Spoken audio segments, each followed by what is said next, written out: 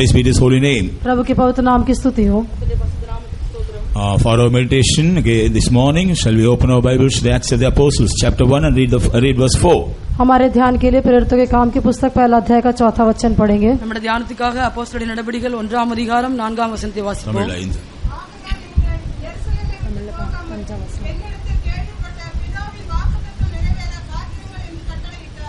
और उनसे मिलकर उन्हें आज्ञा दी कि यरूशलेम को ना छोड़ो, परंतु पिता की उस प्रतिज्ञा के पूरे होने की बाट जोहते रहो, जिसकी चर्चा तुम मुझसे सुन चुके हो। ஆகையால் நீங்கள் எருசலேமை விட்டு போகாமல் என்னிடத்தில் கேள்விப்பட்ட பிதாவின் வாக்குத்தத்தம் நிறைவேற காத்திருங்கள் என்று கட்டளையிட்டார். And being assembled together with them, commanded them that they should not depart from Jerusalem, but wait for the promise of the Father, which saith he have heard of me. Praise be to God. प्रभु के नाम की स्तुति हो। கர்த்தருக்கு ஸ்தோத்திரம்। By the grace of God, these days we have been meditating about abiding in Jerusalem. परमेश्वर के अनुग्रह से बीते हुए दिनों में यरूशलेम में बने रहने के अनुभव के बारे में हम ध्यान कर रहे थे। கர்த்தருடைய கிருபை நிமித்தமாக இந்த நாட்டிலே நாம் எருசலேமிலே நிலைத்திருப்பதான காரியத்தை குறித்து படித்து Because வருகிறோம்। this is the commandment of our Jesus. क्योंकि ये यीशु की आज्ञा है। ஏனென்றால் இது இயேசுவின் கட்டளையாக இருக்கிறது। We read about Jesus also. यीशु के बारे में हम ये भी पढ़ते हैं। நாம் இயேசுவை குறித்து படிக்கிறோம்। When he came to know that he was in his last days, he also turned his face towards Jerusalem to go there. हम जानते हैं कि जब वो उससे पता चला कि जब वो अंतिम दिन आ गए तो उसने भी यरूशलेम की ओर मुंह फेर लिया ताकि उस तरफ को जाए। நாம் எல்லாரும் எதிர்க்கபடி அவரும் அவருடைய கடைசி நாட்களே எருசலேமுக்கு நேராக தன்னுடைய முகத்தை திருப்பியதாக நாம் பார்க்கிறோம்। We also have come in these last days. हम भी इन अंतिम दिनों में आए हैं। நாம் இந்த கடைசி நாட்கள் வந்திருக்கிறோம்। So it is the desire of the Lord that we all should come to Jerusalem and abide in Jerusalem. इसलिए प्रभु का आग्रह ये कि हम सब यरूशलेम में आकर यरूशलेम में वास करें। நம்முடைய கர்த்தராகிய இயேசு கிறிஸ்து விருப்பம் என்னவென்றால் நாமும் எருசலேமுக்கு வந்து அதிலே நிலைத்திருக்கும்படியாக அவர் விரும்புகிறார்। Praise be to God. प्रभु के नाम की स्तुति हो। கர்த்தருக்கு ஸ்தோத்திரம்। We have meditated Jerusalem show 5 important experiences. हमने ध्यान किया था कि यरूशलेम 5 मुख्य अनुभवों को दिखाता है। எருசலேம் 5 முக்கியமான அனுபவங்களை நாம் படித்தோம்। First of all, it shows the presence of God. सबसे पहले वो परमेश्वर के सम्मुख को दर्शाता है। முதலாவது தேவனுடைய சமூகத்தை காட்டுகிறது। Secondly, it shows the fellowship of the saints of God. दूसरा वो संतों की संगति को दर्शाता है। இரண்டாவதாக பரிசுத்தவான்களோடுதான ஐக்கியத்தை காட்டுகிறது। Thirdly, it shows the gathering of the saints of God. तीसरा संतों का इकट्ठा होने का अनुभव को दिखाता है। மூன்றாவதாக பரிசுத்தவான்களை கூடி வர செய்கிறதை காட்டுகிறது। Fourthly, it shows the church of God. चौथा वो परमेश्वर की कलीसिया को दर्शाता है। நான்காவதாக தேவனுடைய சபையை காட்டுகிறது। And fifthly, it shows the house of God. पांचवा परमेश्वर के भवन को दर्शाता है। ஐந்தாவதாக தேவனுடைய வீடை காட்டுகிறது। So it is the desire of God that we must have these experiences in these last days. इसलिए परमेश्वर का आग्रह ये कि इन अंतिम दिनों में हम ऐसे अनुभवों को प्राप्त करें। ஆக இந்த நாட்களிலே இந்த கடைசி நாட்களிலே இந்த அனுபவங்களை பெற்றுக்கொள்ளும்படியாக கூட கர்த்தர் நம்ம மத்தியிலே I விரும்புகிறார்। remember an incident that took place a few months ago in a hospital in one of the hospitals in UK. UK में एक अस्पताल में बीते दिनों में हुई एक घटना को मैं स्मरण करता हूँ। நான் இந்த நாளிலே யூகேல நடந்ததான ஆஸ்பத்திரியிலே நடந்ததான ஒரு சம்பவத்தை நான் Few நினைவுகூருகிறேன்। months ago this incident happened. कुछ महीने पहले ये घटना हुई थी। சில மாதங்களுக்கு முன்பாக இந்த சம்பவம் நடந்தது। A woman, she gave birth to a girl baby. एक स्त्री ने एक लड़की को जन्म दिया। ஒரு ஸ்திரீயானவர்கள் பெண் குழந்தைக்கு பிரசவித்தார்கள்। When that baby was born, जब बच्ची का both her जन्म hands हुआ were fixed together like this. उसके हाथ दोनों इस प्रकार से जुड़े हुए थे। அந்த குழந்தை பிறந்த பொழுது அந்த ரெண்டு கைகளுமே ஒன்றாக சேர்க்கப்பட்டதாக இருந்தது। When the doctors found it, was a small layer was in between these hands. Doctors ने देखा कि उसके हाथों के बीच में एक पतली सी परत दिखाई दी। டாக்டர்ஸ் கண்டதான அந்த ரெண்டு கைகளுக்கும் இடையாக ஒரு சின்ன ஒரு layer. So they asked the parents, shall we operate it and separate the hands? इसलिए माता पिता से उन्होंने पूछा कि हम इसका ऑपरेशन करके इसके हाथों को अलग कर दें। டாக்டர்ஸ் அவர்கள் அந்த பெற்றோரிடம் இந்த ஆபரேஷன் பண்ணி அந்த கைகளை பிரிக்கலாமா என்று அவரிடத்தில் They கேட்டார்கள்। agreed. वो मान गए। அவர்கள் கூட அதற்காக ஒத்துக்கொண்டார்கள்। Within few hours they operated and separated the hands successfully. कुछ घंटों के अंदर उन्होंने ऑपरेशन करके उसके हाथों को इस तरह से सफलतापूर्वक अलग कर दिया। சில மணி நேரத்துக்குள்ளாக அவர்கள் ஆபரேஷன் செய்து அந்த கைகளை பிரித்தார்கள்। But the doctors, they were shocked to see that was written in the hands. लेकिन वो डॉक्टर्स लोग उस हाथ में लिखी हुई बात को देखकर चकित हो गए। டாக்டர்ஸ் இந்த காரியங்களை கண்டு மிகவும் ஆச்சரியப்பட்டார்கள்। கைகள் எழுதப்பட்டதை பார்த்து அவர்கள் ஆச்சரியப்பட்டார்கள். Because in this tiny hands it was written Jesus is coming soon. क्योंकि उन छोटे से हाथ में लिखा हुआ था यीशु मसीह जल्दी आ रहा है। ஏனென்றால் அந்த மிருதுவான கைகளிலே இயேசு சீக்கிரமாக வருகிறார் என்று தான் எழுதப்பட்டிருந்தது। After finishing the operation, they all got filled and they began to praise God. Operation समाप्त करने के बाद वे सब लोग इकट्ठा होकर परमेश्वर की स्तुति करने लगे। ஆபரேஷன் முடிந்த பிற்பாடு எல்லாருமாக ஒன்று சேர்ந்து கர்த்தரை மகிமைப்படுத்த ஆரம்பித்தார்கள்। Doctors and all the nurses, those who were involved in this operation, they were really filled with the presence of God. They began to praise God. और डॉक्टर्स और नर्सेस जो कोई इस ऑपरेशन में सम्मिलित थे वे सभी लोग परमेश्वर के सम्मुख से परिपूर्ण हो गए और प्रभु की स्तुति करने लगे. அந்த ஆபரேஷன் நடப்பித்ததான மருத்துவர்களும் எல்லா நர்சுமாருமாக எல்லாரும் ஒன்று கூடி சேர்ந்து கர்த்தரை மகிமைப்படுத்த The ஆரம்பித்தார்கள். doctors and nurses and those who were in the other places, they came to know about this noise and they rushed to this room. और दूसरे कमरे में रहने वाले जो डॉक्टर्स और नर्सेस थे वो लोग इस आवाज को सुनकर चकित हो गए और वे लोग भी इस कमरे में दौड़ कर आए. மற்ற அறையில் உள்ளதான டாக்டர்ஸ் நர்சுமார்களும் இந்த சம்பவத்தை கேட்டு அவர்களும் கூட ஆச்சரியப்பட்டு அந்த They also came there. அவர்களும் அங்கே வந்தார்கள். वे लोग भी वहां पर आए. When they saw this, some of them began to shed tears. ये देखकर कई लोग आंसू बहाने लगे. அதை கண்டதான பலரும் கண்ணீர் வடிக்க தொடங்கினார்கள். Some of them began to praise God. कुछ लोग परमेश्वर की स्तुति करने लगे. அவர்கள் சில கர்த்தரை மகிமைப்படுத்த And தொடங்கினார்கள். some non-Christians also were there. They didn't know what happened, but they also were surprised to see all these incidents. जो गैर मसीही लोग थे वे लोग भी वहां पर थे. वे भी क्या करना नहीं जानते थे लेकिन वे सब चकित होकर दिखाई दिए थे. கர்த்தரை அறியாத ஜனங்கள் கூட அங்கே இருந்தார்கள். அவர்கள் கூட என்ன செய்வது தெரியாமல் அவர்கள் கூட ஆச்சரியப்பட்டதான இடத்தில் And இருந்தார்கள். it seems that hospital was in a small town of that country. और वो अस्पताल जो है उस देश के एक छोटे से नगर में था. அந்த ஹாஸ்பிடல் ஆனது ஒரு சிறிய நகரத்தில் தான் இருந்தது. And this news spread all over the town very fastly. बहुत जल्द ही ये समाचार सारे नगर में फैल गया. ஆனால் இந்த செய்தியானது முழு நகரத்திற்கும் பரம்பினதா So இருந்தது. all the people of the town they began to they rushed to this hospital to see this incident. वो नगर के सारे लोग इस घटना को देखने के लिए वहां पर इकट्ठा होकर आए. ஆகையால் அந்த நகரத்தில் வசித்ததான எல்லா ஜனங்களும் அதை பார்க்கும்படியாக ஹாஸ்பிடலுக்கு So வந்தார்கள். there was real shake in that city. और इस तरह से उस नगर में एक बहुत बड़ी हलचल दिखाई दी. ஆகையால் அந்த தேசத்திலே வருதான அசைவு உண்டாயிற்று. Many Christians, those who were ignoring going to the presence of God, the house of God, they decided to go to the house of God. बहुत सारे मसीह लोग जो कि परमेश्वर के भवन में जाने के विषय में निश्चिंत होकर दिखाई दिए थे उन्होंने प्रभु के भवन में जाने का निर्णय ले लिया.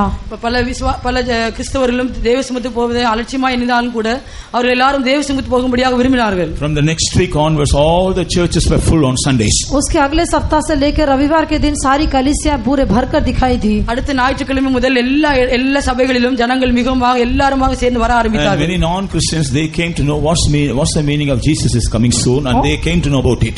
और बहुत सारे गैर मसीह लोग भी जान गए कि यीशु मसीह जल्दी आने वाला है, इसका अर्थ क्या है उसे वो समझ गए. கிறிஸ்துவ அறியாத ஜனங்களும் கூட இயேசு கிறிஸ்து சீக்கிரம் வருதான் என்ற அர்த்தத்தை அறியும்படியாக அவரும் கூட துரிதப்பட்டார்கள். So the Christian brethren, they shared their experience with them. So they also, we also should come to Jesus.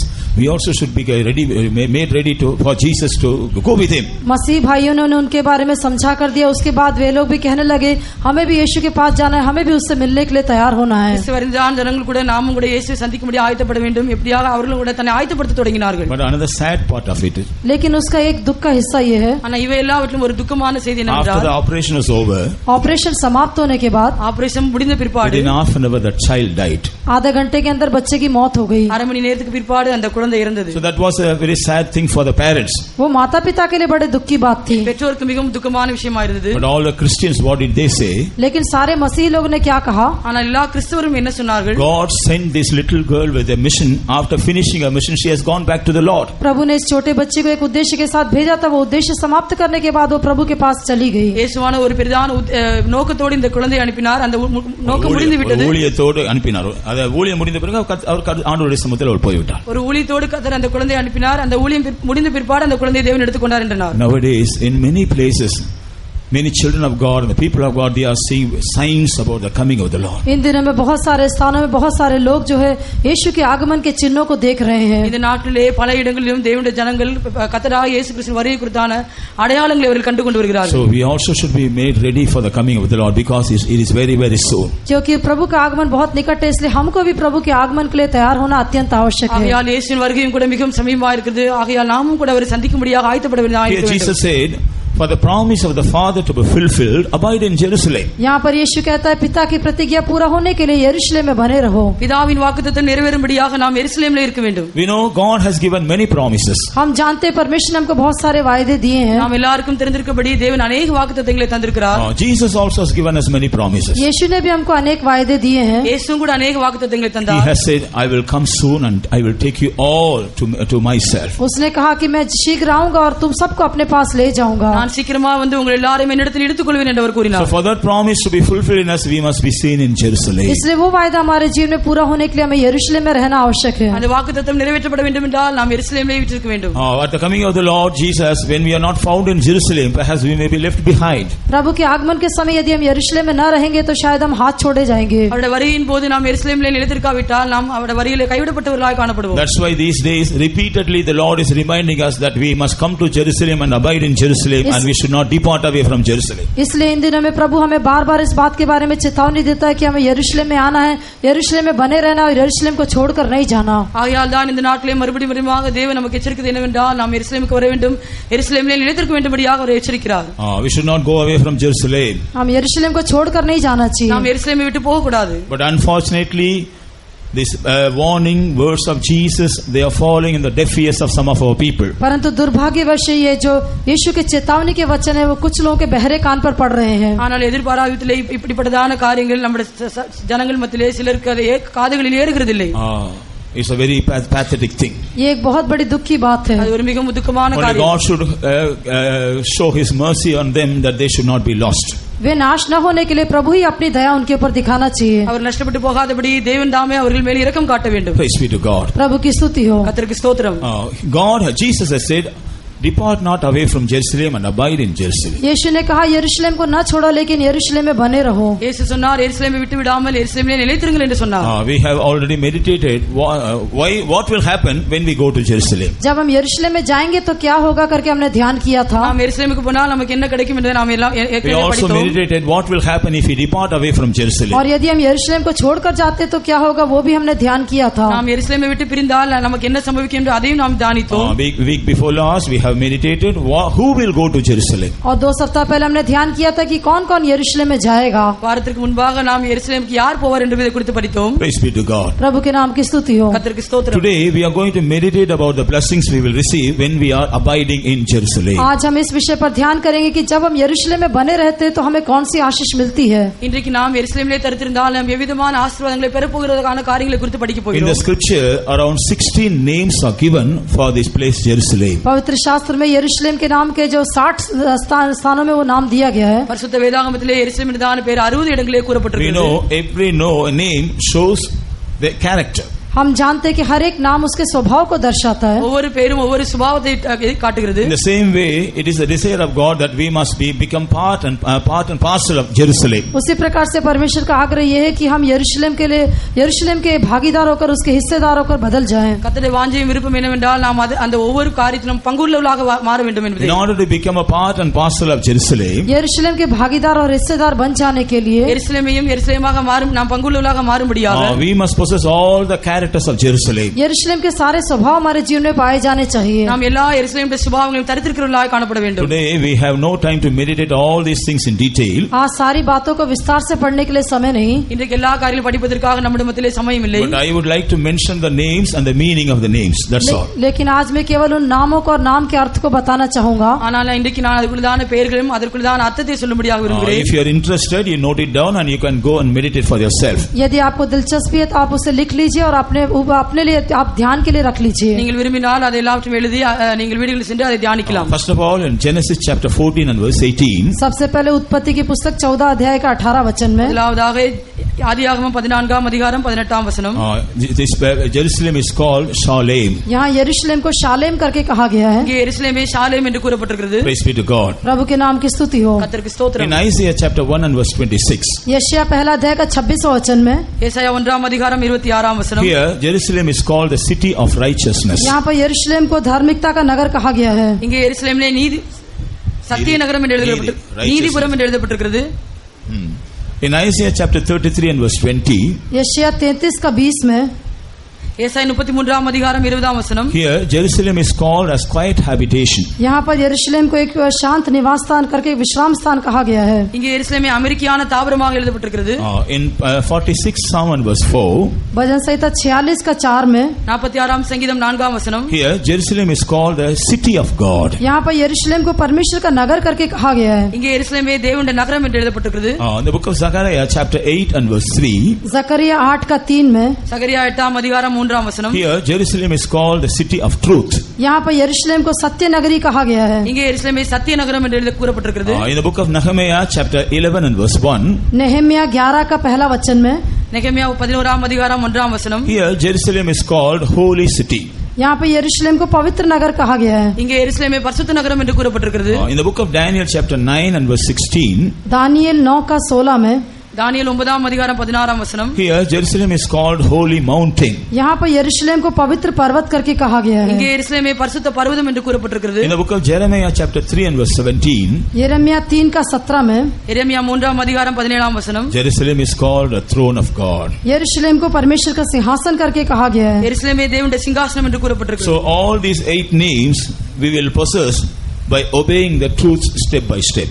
एक एक सच्चाई का कदम दर कदम पालन करने के द्वारा ये सारे 8 नामों को अपने जीवन में हम पा सकते हैं. तो ஒவ்வொரு பேர்களுக்குள்ளதான சத்தியங்களை நாம் கீழ்ப்படியும் பொழுது நாம் அந்த அனுபவங்களை பெற்றுக் When கொள்ளலாம். we obey each truth we can receive these experiences. एक एक सच्चाई को जब हम पालन करते हैं उसके द्वारा हम इन अनुभव को पा सकते हैं. ஒவ்வொரு சத்தியத்துக்கு நாம் கீழ்ப்படியும் போது இந்த அனுபவங்கள் அந்த ஒவ்வொரு அனுபவத்தை நாம் பெற்றுக்கொள்ள கூடும். And we will meditate about it little later. उसके बारे में बाद में ध्यान करेंगे. இதை குறித்து நாம் பிற்பாடு தியானிக்கலாம். Some other name 8 names also given for this place Jerusalem. इस यरूशलेम के लिए और भी 8 नाम दिए गए हैं. இந்த எருசலேமுக்கு மற்றும் பல பெயர்களும் கொடுக்கப்படுகிறது. In Isaiah chapter 29 and verse 1. यशायाह 29 का पहला वचन. ஏசாயா 29 அதிகாரம் 1 வசனம். Here Jerusalem is called Ariel. यहाँ पर यरूशलेम को एरियल कहा गया है. இங்கே எருசலேமை அரியேல் என்று கூறப்பட்டிருக்கிறது. In the book of Ezekiel chapter 23 and verse 4. ये यहेजकेल 23 का 4 में. எசேக்கியேல் 23 அதிகாரம் 4 வசனம். Here Jerusalem is called Aholiab. यहाँ पर यरूशलेम को अहोलियाब करके कहा गया है. இங்கே எருசலேமை அகோலிபால் என்று கூறப்பட்டிருக்கிறது. In the book of Joshua chapter 18 and verse 28. यहोशू 18 का 28 में. யோசுவா 18 அதிகாரம் 28 வசனம். Here Jerusalem is called Jebusi. यहाँ पर यरूशलेम को यबूसी करके कहा गया है. இங்கே எருசலேமை எபூசி என்று கூறப்பட்டிருக்கிறது. In Judges 18 and verse 10 also we read the same thing. जजेस न्यायियों 18 का 10 में भी यही हम पढ़ते हैं. நியாயாதிபதிகள் 18 அதிகாரம் 10 வசனம் அதே காரியத்தை வாசிக்கிறோம். In Jeremiah chapter 3 and verse 17. यिर्मयाह 3 का 17 में. எரேமியா 3 அதிகாரம் 17 வசனம். Here Jerusalem is called the throne of God. यहाँ पे यरूशलेम को परमेश्वर का सिंहासन कहा गया है. இங்கே எருசலேமை கர்த்தருடைய சிங்காசனம் என்று We கூறப்பட்டிருக்கிறது. have already meditated it. उसके बारे में पहले भी देखा है. அதை குறித்து நாம் ஏற்கனவே In படித்தோம். 48 Psalm and verse 2. भजन संहिता 48 का 2 में.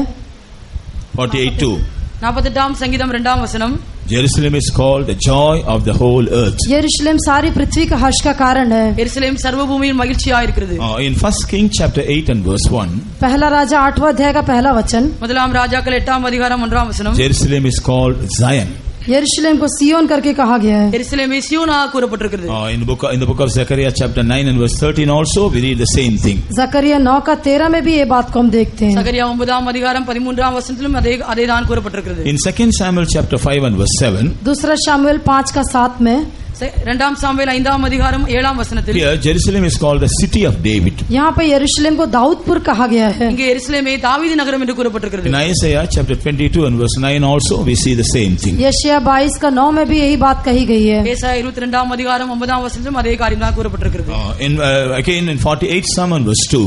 भजन संहिता 48 का दूसरे वचन में. மறுபடியும் 48 சங்கீதம் 2 வசனத்திலே Jerusalem is called the city of the great king. यरूशलेम महाराजाधिराज का नगर कहलाता है. எருசலேம் மகாராஜாவின் நகரம் என்று கூறப்பட்டிருக்கிறது. And finally in the book of Ezekiel chapter 48 and verse 35. और यहेजकेल 48 का 35 वचन में. எசேக்கியேல் 48 அதிகாரம் 35 வசனத்தில். Here Jerusalem is called Jehovah Shammah. यहाँ पर यरूशलेम को यहोवा शमा कहा गया है. இங்கே எருசலேமை யெகோவா ஷம்மா என்று கூறப்பட்டிருக்கிறது. Likewise 16 names are given for this place Jerusalem in the scripture. इस प्रकार से इस पवित्र शास्त्र में यरूशलेम के लिए ऐसे 16 नाम दिए गए हैं. விதமாக எருசலேமை குறித்து 16 பெயர்கள் பரிசுத்த வேதாகமத்தில் Of கூறப்பட்டிருக்கிறது. course all these places are literal places. ये सारी बातें ये सारे स्थान जो है आश्चर्य रूप से दिखाई देने वाले स्थान है. இந்த எல்லா இடங்களுமே ஆச்சரியமாக கூறப்படுதான ஸ்தலங்களா இருக்கிறது. All these names are literal names for given for literal Jerusalem. वो सब आश्चर्य के यरूशलेम के लिए दिए गए नाम है. இது எல்லா பெயர்களுமே எழுத்து பிரகாரமாக கொடுக்கப்படுதான பெயர்களா But we இருக்கிறது. see spiritual truths are hidden behind every name. लेकिन हर एक नाम के पीछे आत्मिक सच्चाइयों को हम छिपा हुआ देखते हैं. ஆனா இது எல்லா பெயர்களுக்கும் பின்பாக ஒரு ஆவிக்குரிய பிரகாரம் அர்த்தத்தை நாம் இதற்கு பின்பாக As Jesus said, when we learn to abide in Jerusalem, जैसे यीशु ने कहा कि जब हम यरूशलेम में रहने के लिए सीख जाते हैं, இயேசு கூறினது போல நாம் எருசலேமிலே நிலைத்திருக்கும்படியாக விரும்புவோம் என்றால் the Lord will help us to possess all the experiences of these names. इस नाम के सारे अनुभवों को प्राप्त करने के लिए प्रभु हमारी सहायता करेगा. இயேசுவானவர் நமக்கு இந்த பெயர் கொடுக்கப்பட்டதான எல்லா அனுபவங்களையும் பெற்றுக்கொள்ளும்படியாக அவர் நமக்கு உதவி செய்வார். Praise be to God. प्रभु के नाम की स्तुति हो. கர்த்தருக்கு ஸ்தோத்திரம். Now when we consider the first name Shalem, जब हम पहला नाम शालेम को देखते हैं, முதலாவது நாம் சாலேம் என்றதான பெயரை பார்க்கிறோம். the meaning of Shalem is peace. शालेम का अर्थ है शांति. சாலேம் என்றதான வார்த்தைக்கு அர்த்தம் சமாதானம். Praise be to God. प्रभु के नाम की स्तुति हो. கர்த்தருடைய பரிசுத்த நாமத்துக்கு So when we were living in sin, we were not having peace within us. जब हम पाप में जीवन बिताते तो हमारे जीवन में शांति नहीं थी. நாம் பாவத்திலாக இருக்கும் பொழுது நமக்கு சமாதானம் இல்லை. But Jesus told us and he called us, I will give peace to you if you come to me. लेकिन यीशु ने हमसे कहा कि यदि तुम मेरे पास आओगे तो मैं तुमको शांति दूंगा. ஆனால் இயேசு நம்மிடத்தில் கூறியது என்னவென்றால் நீங்கள் என்னிடத்துக்கு வரும்போது நான் உங்களுக்கு சமாதானம் தருவேன் என்று. We were involved in various worldly activities, but we couldn't find peace in all these six. हम कई प्रकार की सांसारिक गतिविधियों में लगे हुए थे, लेकिन उसके द्वारा हमको शांति नहीं मिलती थी. நாம் இந்த உலகத்திலான பல காரியங்களில் ஈடுபட்டவர்களாக இருந்தால் கூட நமக்கு சமாதானம் இல்லாதவர்களாக இருந்தோம். The world is also offering peace. संसार भी हमको शांति देता है. இந்த உலகம் கூட நமக்கு சமாதானம் But தருகிறது. that is not an eternal peace. लेकिन वो शांति नित्य नहीं है. ஆனால் அந்த சமாதானம் நித்தியமான That is சமாதானம் not a இல்லை. true peace. वो एक सच्ची शांति नहीं है. அது உண்மையான சமாதானம் இல்லை. By making us involved in all the sinful activities, the world wants to give us peace. सारे पाप की गतिविधियों में हमको शामिल करा के संसार हमको शांति देने का प्रयास करता है. எல்லா பாவத்திற்குள்ளான சம்பவங்களுக்குள்ளாக ஈடுபட்டு நமக்கு சமாதானம் தரும்படியாக இந்த உலகம் விரும்புகிறது. But this peace will not last long. लेकिन ये शांति सदा बनी नहीं रहेगी. ஆனால் இந்த சமாதானமானது என்றைக்குமே நிலைத்திருக்காதது. Take it for granted a drunkard. एक शराबी को देखिए. ஒரு குடிகாரனை நாம் பார்ப்போம் என்றால் He is drinking. वो शराब पीता है. அவன் குடித்துக் கொண்டிருக்கிறான். When we ask him why you are drinking, he say for the sake of peace I am drinking. जब उससे पूछेंगे क्यों शराब पीते हो तो कहेगा शांति पाने के लिए पीता हूँ. அவனை பார்த்து நீ ஏன் குடிக்கிறாய் என்று கேட்டால் நான் சமாதானம் பெறும்படியாக குடிக்கிறேன் என்று கூறுவான். By drinking this alcohol or arak, will he find eternal peace? क्या उसको ऐसे शराब पीने के द्वारा अनंत काल की शांति मिलेगी? அந்த சாராயத்தை குடிப்பதன் மூலமாக அவன் நித்தியமான சமாதானத்தை பெறுகிறானா? For few minutes he is forgetting all his sorrows, that's all. थोड़े समय के लिए अपने सारे दुखों को भूल जाता, इतना ही है. சில நிமிடங்களாக அவனுடைய எல்லா துக்கங்களையும் மறந்து விடுகிறான். இதுதான் அவனுடைய சில நிமிடங்களான After that சமாதானம். all the other things are following him. और उसके बाद बाकी सारी बातें उसके पीछे हो लेती है. அதற்கு பிற்பாடு அவனுடைய எல்லா காரியங்களும் அவனை பின்தொடருகிறது. Moreover, by drinking he is spoiling his health also. और ऐसा शराब पीने के द्वारा अपने स्वास्थ्य को भी हानि पहुंचाता है. இது மாத்திரமல்ல அவன் குடிப்பதன் மூலமாக அவனுடைய சரீரத்திலுள்ள பலனையும் அவன் இழந்து போகிறான். All the sinful pleasures will give us peace only for a temporal only for a moment. ये जो पापमय आनंद है वो केवल तात्कालिक होकर दिखाई देते हैं. ஆகையால் இந்த பாவத்திலுள்ள எல்லா சிற்றின்பங்களுமே நிரந்தரமாக நமக்கு சமாதானம் கொடுக்கிறதில்லை. Praise be to God. प्रभु के नाम की स्तुति हो. கர்த்தருக்கு ஸ்தோத்திரம். But when we came to Jesus, परंतु जब हम यीशु के पास आए, ஆனால் நாம் இயேசுவிற்கு வரும்போது he forgave all our sins. वह उसने हमारे सारे पापों को क्षमा किया. அவர் நம்முடைய எல்லா பாவங்களையும் He மன்னிக்கிறார். washed all our sins through his precious blood. अपने बहुमूल्य लहू के द्वारा हमारे सारे पापों को धो दिया. அந்த வெளியேற பிரதான இரத்தத்தின் மூலமாக நம்முடைய எல்லா பாவத்தையும் அவர் And மன்னித்தார். he gave us peace and rest. उसने हमको शांति और आराम दिया. அவர் நமக்கு சமாதானத்தையும் இளைப்பாறலையும் தந்தார். What did Jesus say? यीशु ने क्या कहा? இயேசு என்ன சொன்னார்? The peace that I give you, the world will not give you, and also it will not take it away from you. जो शांति मैं तुम्हें देता हूँ वो संसार तुम्हें दे नहीं सकता और संसार तुमसे ले भी नहीं सकता. நான் கொடுக்கிறதான சமாதானம் இந்த உலகத்தால் கொடுக்க முடியாது, உலகத்திலிருந்து உங்களால் எடுக்கவும் முடியாது என்று அவர் So கூறினார். those who have come across the true experience of salvation, they are in Shalem. इसलिए जो लोग उद्धार के सच्चे अनुभव को प्राप्त कर लेते वे लोग शालेम में दिखाई देते हैं. ஆகையால் யார் உண்மையான இரட்சிப்பின் அனுபவத்துக்குள்ளாக கடந்து போறார்களோ அவர்கள் சாலேமில் இருக்கிறார்கள். Because they have come to the presence of God, God gave them experience of Shalem, a peaceful experience. क्योंकि वे लोग प्रभु के पास आए हैं, इस कारण से परमेश्वर उनको शालेम का अर्थात शांति का अनुभव देता है. ஏனென்றால் அவர் தேவ சமூகத்துக்குள்ளாக வந்திருக்கிறார்கள். ஆகையால் அவர் உண்மையான சாலேமின் அனுபவத்தை அவருக்கு தருகிறார். So when they learn to remain in Shalem, God will also bless them with peace. और जब वे शालेम में रहने के लिए सीख लेंगे तो प्रभु उनको शांति देकर आशीष करेगा. शालेमिல் நிலைத்திருக்கும்படியாக அவர்கள் படிப்பார்கள் என்றால் கர்த்தர் அவருக்கு பூர்ண சமாதானத்தை தருவார். God has already given many of us this peace. प्रभु ने हमें से कई लोगों को ये शांति दी है. நம்மிலும் अनेकருக்கு தேவன் ஏற்கனவே இந்த சமாதானத்தை தந்திருக்கிறார். In order to maintain this peace, इस शांति को बनाए रखने के लिए, இந்த சமாதானத்தை பாதுகாக்க முடியாது. in order to renew this experience, इस अनुभव को नया करने के लिए, இந்த சமாதானத்தை புதுப்பிக்க முடியாது. whenever we come to the presence of God, we need to do one thing. जब कभी हम परमेश्वर के सम्मुख में आते हैं हमें एक काम करना चाहिए. நாம் எப்பொழுதெல்லாம் தேவ சமூகத்துக்கு வருகிறோமோ நாம் ஒரு காரியத்தை செய்ய வேண்டும். Read the first verse of 29th Psalm. भजन संहिता 29 का पहला वचन पढ़िए. 29आम संगीतम 1आम वचनத்தை படியுங்கள். हे परमेश्वर के पुत्रों, यहोवा का, हाँ यहोवा ही का गुणानुवाद करो, यहोवा की महिमा और सामर्थ को सराहो.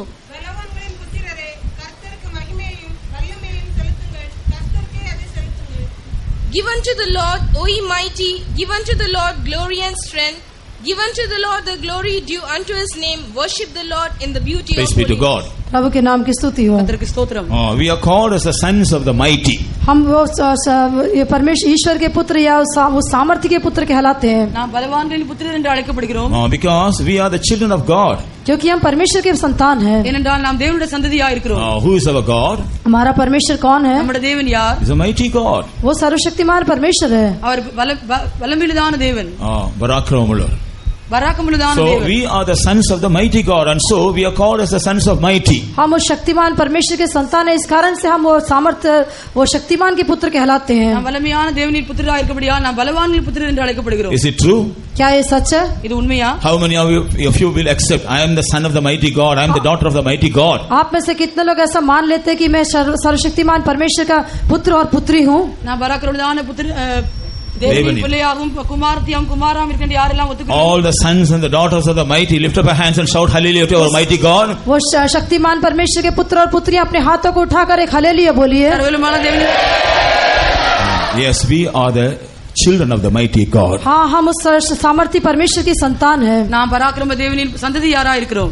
What we should do when we come to the presence of God? जब हम प्रभु के सम्मुख में आते तो हमें क्या करना चाहिए? தேவனுடைய சமூகத்துக்கு வரும்போது நாம் என்ன செய்ய வேண்டும்? Give all your glory to mighty God. उस सामर्थ्य परमेश्वर को सारी महिमा देना चाहिए। நாம் அந்த தேவனுக்கு நாம் எல்லா மகிமையும் கொடுக்க That's வேண்டும். why we begin our service or prayer, anything with worship or with praising. इस कारण से परमेश्वर की स्तुति और आराधना करते हुए हम हर एक अपनी सभाओं को आरंभ करते हैं। ஆகையால் எல்லா விதமான ஆராதனை ஆரம்பிக்கும் பொழுது நாம் ஸ்துதியோடும் மகிமையோடும் அவரை When we ஆரம்பிக்கிறோம். give God glory with all our heart, with all our soul, with all our strength, जब अपने पूरे हृदय से, पूरे प्राण से, पूरे बल से हम प्रभु की महिमा करते हैं, நாம் முழு இதயத்தோடும் முழு ஆத்மாவோடும் தேவனுக்கு நாம் மகிமைப்படுத்தும் பொழுது then God will bless us. तब प्रभु हमें आशीष करेगा। தேவன் நம்மை ஆசீர்வதிப்பார். Secondly, we have to give all our strength to the mighty God. दूसरा, अपनी सारी सामर्थ को हमें सामर्थ्य परमेश्वर को देना है। இரண்டாவதாக நம்முடைய முழு பலத்தை நாம் கர்த்தருக்காக செலுத்த So வேண்டும். whatever we do in the presence of God, we should not do it for name's sake. जो कुछ भी हम प्रभु के सम्मुख में करते हैं केवल नाम के लिए नहीं करना நாம் चाहिए। எதை செய்தாலும் ஒரு பேர் பிரஸ்தாபத்துக்காக நாம் செய்யக்கூடாது. No, கடமைக்காக செய்யக்கூடாது. கடமைக்காக செய்யக்கூடாது. We have to give our strength, pour our strength and do it. और उसके लिए अपना बल उंडेल कर हमें करना चाहिए। நம்முடைய முழு பலத்தை மூற்றி நாம் செய்ய வேண்டும். While praising, we have to praise God with all our strength. जब प्रभु की स्तुति करते हैं तो पूरे बल के साथ स्तुति करना है। நாம் கர்த்தரை ஸ்தோத்திரம் பண்ணும் பொழுது கூட நம்முடைய முழு பலத்தோடு While worshiping God with all our strength, we should worship Him. प्रभु की आराधना करने के समय पूरे बल के साथ आराधना करना है। அவருக்கு ஆராதனை செய்யும் பொழுது கூட முழு பலத்தோடு நாம் செய்ய வேண்டும். While singing, we have to sing unto the Lord with all our strength. जब गीत गाते तो पूरे बल के साथ प्रभु के लिए गीत गाना है। நாம் பாடும் போதும் கூட முழு பலத்தோடு செய்ய வேண்டும். While praying, we have to pray with all our strength. प्रार्थना करने के समय पूरे बल के साथ हमें प्रार्थना करना है। நாம் ஜெபிக்கும் போதும் கூட முழு பலத்தோடு ஜெபிக்க வேண்டும். If we are doing the things of God with slackness, we are not giving our strength to God. यदि हम आलस के साथ परमेश्वर के काम को करते हैं तो हम अपना बल प्रभु को नहीं देते हैं। நாம் சோர்வோடு தேவனுடைய காரியங்களை செய்யும் போது தேவன் நமக்கு பலன் தர மாட்டார். God will not be happy. प्रभु प्रसन्न नहीं होगा। தேவன் அந்த காரியத்திலே பிரியப்பட மாட்டார். If you do not do anything, if you don't do anything without strength, if you do something, God will not be happy over it. यदि हम बल के बिना कुछ करते तो परमेश्वर उससे प्रसन्न नहीं होगा। பலன் இல்லாமல் நாம் எந்த காரியத்தையும் தேவனுக்கு செய்யும் பொழுது அதிலே தேவன் பிரியப்படுகிறது இல்லை. If we are slack and negligent in the presence of God, we are not pouring out our strength in the presence of God. यदि हम परमेश्वर के सम्मुख में आलस के साथ दिखाई देते तो अपने बल को हम उसके सम्मुख में नहीं उंडेलते हैं। நாம் அசதியாக சோர்வாக நாம் தேவனுடைய சமூகத்தில் இருப்போம் என்றால் அவருடைய பலத்தை நமக்கு தர மாட்டார். We call ourselves the children of the mighty. हम अपने आप को शक्तिमान परमेश्वर की संतान कहते हैं। நாம் பராக்கிரமமுள்ளதான தேவனின் சந்ததியாக இருக்கிறபடியால் We call ourselves the children of the mighty one. हम अपने आप को शक्तिमान के पुत्र करके कहते तो हैं। நாம் பராக்கிரம தேவனின் புத்திரராக நாம் எண்ணுகிறோம். இருக்கிறோம் என்று நாம் சொல்லுகிறோம். இருக்கிறோம் என்று நாம் சொல்லுகிறோம். பலவானின் புத்திரர் என்று நாம் சொல்லுகிறோம். But when we are slack and negligent, what we are telling is lie in the presence of God. लेकिन जब हम उसके प्रति आलसी और निश्चिंत होकर रहते हैं तो जो कुछ हम प्रभु के सम्मुख में कहते हैं वो झूठ होकर दिखाई देता है। நாம் சோர்வாக அசதியாக இருப்போம் என்றால் நாம் தேவனுடைய சமூகத்திலே பொய் சொல்லுகிறவர்களாக இருக்கிறோம். Stand right. So when we do not give glory and strength to the Lord, जब हम परमेश्वर को महिमा और सामर्थ नहीं देते, நாம் தேவனுக்கு நாம் மகிமையும் பலனையும் செலுத்தாமல் இருக்கும் பொழுது we will not receive fullness of blessing in the presence of फिर God. हमें परमेश्वर के सम्मुख में आशीष की भरपूरी नहीं मिलेगी। நாம் தேவனுடைய சமூகத்திலே நிறைவான ஆசீர்வாதத்தை பெற்றுக்கொள்ள But முடியாது. when we give our glory and strength to God, जब अपना बल और सामर्थ महिमा और सामर्थ हम प्रभु को दे देंगे, ஆனால் நம்முடைய பலத்தையும் மகிமையும் கர்த்தருக்கு செலுத்தும் பொழுது what the Lord will do? फिर प्रभु क्या करेगा? கர்த்தர் நமக்காக என்ன Now செய்வார்? read the last verse of the same psalm. उसी भजन का अंतिम वचन को पढ़िए। அதே சங்கீதத்தின் கடைசி வசனத்தை வாசியுங்கள். यहोवा अपनी प्रजा को बल देगा, यहोवा अपनी प्रजा को शांति की आशीष देगा। கர்த்தர் தமது ஜனத்திற்கு பலன் கொடுப்பார், கர்த்தர் தமது ஜனத்துக்கு சமாதானத்தை அருளி அவர்களை ஆசீர்வதிப்பார். The Lord will give strength unto his people. The Lord will bless his people with peace. See, whatever we give, God is giving back in return. जो कुछ भी हम प्रभु को देते हैं, प्रभु हमें उसे बदले में दे देता है। நம்ம எல்லாம் தேவனுக்கு கொடுக்கிறோமோ அவையெல்லாம் தேவன் திருப்பி நமக்கு தருகிறார். When we give up our glory and strength to God, then God will give us back his strength. जब अपनी महिमा और सामर्थ्य हम परमेश्वर को देते हैं, तो परमेश्वर बदले में अपनी सामर्थ्य हमको देता है। நம்முடைய மகிமையும் நம்முடைய பலத்தையும் அவர் கொடுக்கும்போது அவருடைய பலத்தையும் அவருடைய மகிமையும் நமக்கு தருகிறார். Along with his strength, he is also blessing us with peace. और अपने बल के साथ ही साथ वो हमें शांति की भी आशीष देता है। அவருடைய பலத்தோடு கூட சமாதானத்தினால ஆசீர்வதிக்கிறார். So whenever we come to the presence of God, God wants to bless us with peace. जब कभी हम प्रभु के सम्मुख में आते हैं, तो वो हमें शांति की आशीष देना चाहता है। நாம் எப்பொழுதெல்லாம் தேவ சமூகத்துக்கு வருமோ சமாதானத்தினால் நம்மை ஆசீர்வதிக்கும்படியாக But விரும்புகிறார். with a condition.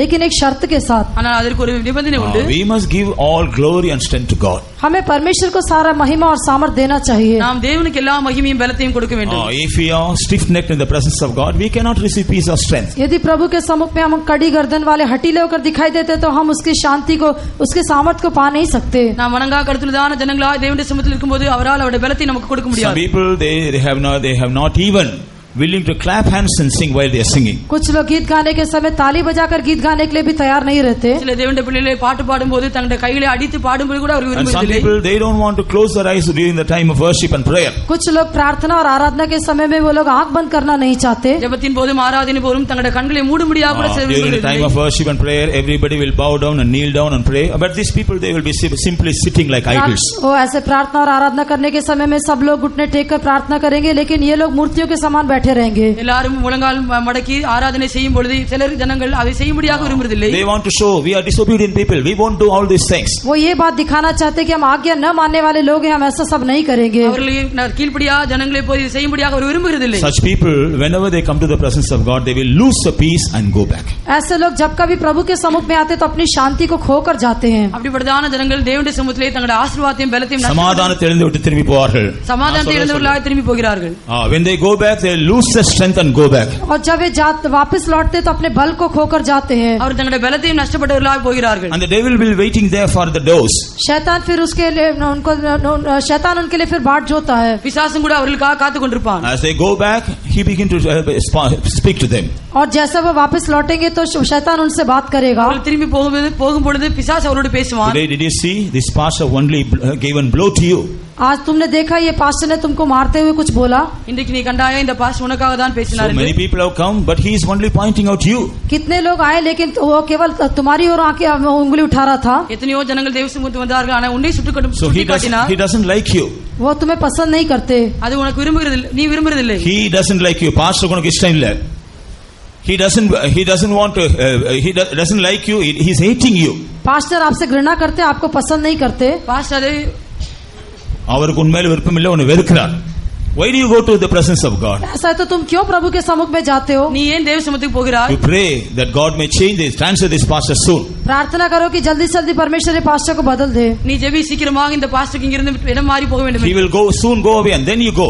वो जल्दी चले जाएंगे, उसके बाद तुम जाने से बस है। பாஸ்டர் சீக்கிரமாக சென்று விடுவார், அதுக்கு பிற்பாடு நீ சபைக்கு போ. But before pastor goes away, you will be deep down in the hell. लेकिन पास्टर जाने के पहले आप उस अधोलोक में नीचे चले जाएंगे। பாஸ்டர் போறதுக்கு முன்பாக ஆனால் நீதான் அந்த அகாத பாதாளத்தை விட்டு விடுவார். No, the devil will drag you to the deep down to the hell. शैतान आपको उस अधोलोक में खींच कर ले जाएगा। சாத்தான் உன்னை பாதாளத்துக்கு கொண்டு போவான். So the next pastor will come. फिर जब अगला पास्टर आएगा, அடுத்தபடியாக அடுத்த பாஸ்டர் You'll வருவார். come to see him. फिर उनको मिलने के लिए आएंगे। உன்னை பார்க்கும்படியாக வருவார். There also you will not be comfortable with him. उनके साथ भी आपको सुख से नहीं रह पाएंगे। அவர் மூலமாகவும் நீ ஆறுதல் அடைய மாட்டாய். So again he will come and give you his counsel. फिर वो भी आकर आपको सलाह देंगे। அவரும் வந்து உனக்கு ஆலோசனை சொல்லுவார். See, the TPM workers, they are always attacking people. तब वो कहेगा, देखो टीपीएम के सेवक लोग हमेशा मनुष्यों पर हमला करते हैं। இந்த டிபிஎம் சபையிலுள்ளதான பாஸ்டர் எப்பொழுதுமே வந்து இப்படியா ஆலோசனை சொல்வார்கள். எப்போதும் ஜனங்களை தாக்கிக் கொண்டே இருப்பார். சொல்றதை சொல்லுமா, என்னது எது சொன்ன எப்படி வழங்கும். These TPM workers, they will be always attacking the people. ये टीपीएम के सेवक हमेशा लोगों के ऊपर हमला करते हैं। இந்த டிபிஎம் பாஸ்டர் அவர்கள் ஜனங்களை எப்பவுமே தாக்கி They கொண்டிருப்பார்கள். don't have true love. उनके अंदर सच्चा प्रेम नहीं है। அவர்களே உண்மையான அன்பு இல்லை. They are very selfish. वे लोग बहुत स्वार्थी हैं। அவர்கள் மிகவும் சுயநலம் உள்ளவர்கள். So don't go here. इसलिए तुम उनके वहां नहीं जाना. ஆகையால் நீ அங்கே போக வேண்டாம். Go and see other churches. How revival, what a great revival is there. दूसरी कलीसिया में जाके देखो वहां पर कितना संजीवन है. மற்ற சபைக்கு சென்று பார், அங்கே எத்தனை எழுப்புதல் நடக்கிறது. No conditions there. वहां कोई शर्त नहीं है. அங்கே எந்த நிபந்தனையும் இல்லை. No restrictions there. वहां पर कोई रोक नहीं है. அங்கே எந்த தடையும் இல்லை. You can go there and you can live as you like. वहां जाके अपनी इच्छा के अनुसार जीवन बिता सकते हो. நீ அங்கே சென்று உன்னுடைய இஷ்டப்படியாக செய்யலாம். Don't go to TPM church and spoil your life. इसलिए TPM कलीसिया में जाके अपने जीवन को मत बिगाड़ो. ஆகையால் டிபிஎம் சபைக்கு சென்று உன்னுடைய ஜீவிதத்தை நஷ்டப்படுத்த வேண்டாம். So this is how he will enticing them and finally he will drag them and cast them into hell. इस प्रकार से वो इन्हें मोहित करके आखिरी में उन्हें खींच के नरक में ले जाएगा. அப்படியாக அவனிடத்திலே கூறி உன்னை கடைசியாக நரகத்துக்கு எடுத்து செல்வான். God wants to bless his people with peace whenever they come to his presence. जब कभी परमेश्वर के लोग प्रभु के सम्मुख में आते हैं तो उन्हें शांति की आशीष देने के लिए प्रभु चाहता है. எப்பொழுதெல்லாம் தேவனுடைய ஜனங்கள் தேவனுடைய சமூகத்துக்கு வருகிறார்களோ அவர்களை சமாதானம் தரும்படியாக தேவன் He விரும்புகிறார். will not just simply bless you. वो केवल ऐसे ही आपको आशीष नहीं करेगा. அவர் சும்மா சாதாரண சாதாரணமாக உன்னை ஆசீர்வதிக்கிறது இல்லை. You must be willing to give glory to him. प्रभु को महिमा देने के लिए आप तैयार रहना चाहिए. நீ அவருக்கு மகிமை செலுத்தும்படியாக You must be willing to give your strength to him. आप अपने बल को उसको देने के लिए तैयार रहना चाहिए. அவருக்காக உன்னுடைய பலனை கொடுக்கும்படியாக நீ தயாராக If you are a child of God, you must be willing to give your glory and strength to him. Then he will give his strength and peace. यदि आप परमेश्वर की संतान है तो आप अपनी महिमा को अपने बल को उसको देने के लिए तैयार रहना चाहिए.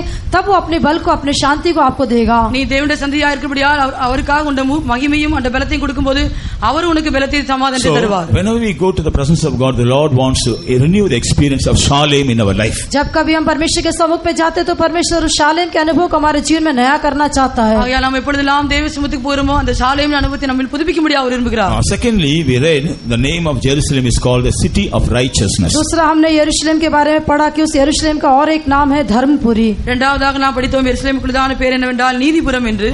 God wants to change us as the city of righteousness. परमेश्वर हमको धर्मपुरी होकर बदलना चाहता है. கர்த்தர் நம்மை நீதியின் புறமாக மாற்றும்படியாக விரும்புகிறார். It is with this intention he has enabled many of us to obey the counsel of the Lord in the waters of baptism. और इसी उद्देश्य के साथ हम में से कई लोगों को पानी के बपतिस्मे में प्रभु की आज्ञा मानने के लिए उसने सहायता की है. இதே நோக்கத்தோடு தான் தண்ணீர் ஞானஸ்நானம் எடுத்தும்படியாக தேவன் நமக்கு உதவி செய்திருக்கிறார். When Jesus came to take baptism in the hands of John the Baptist, what did he say?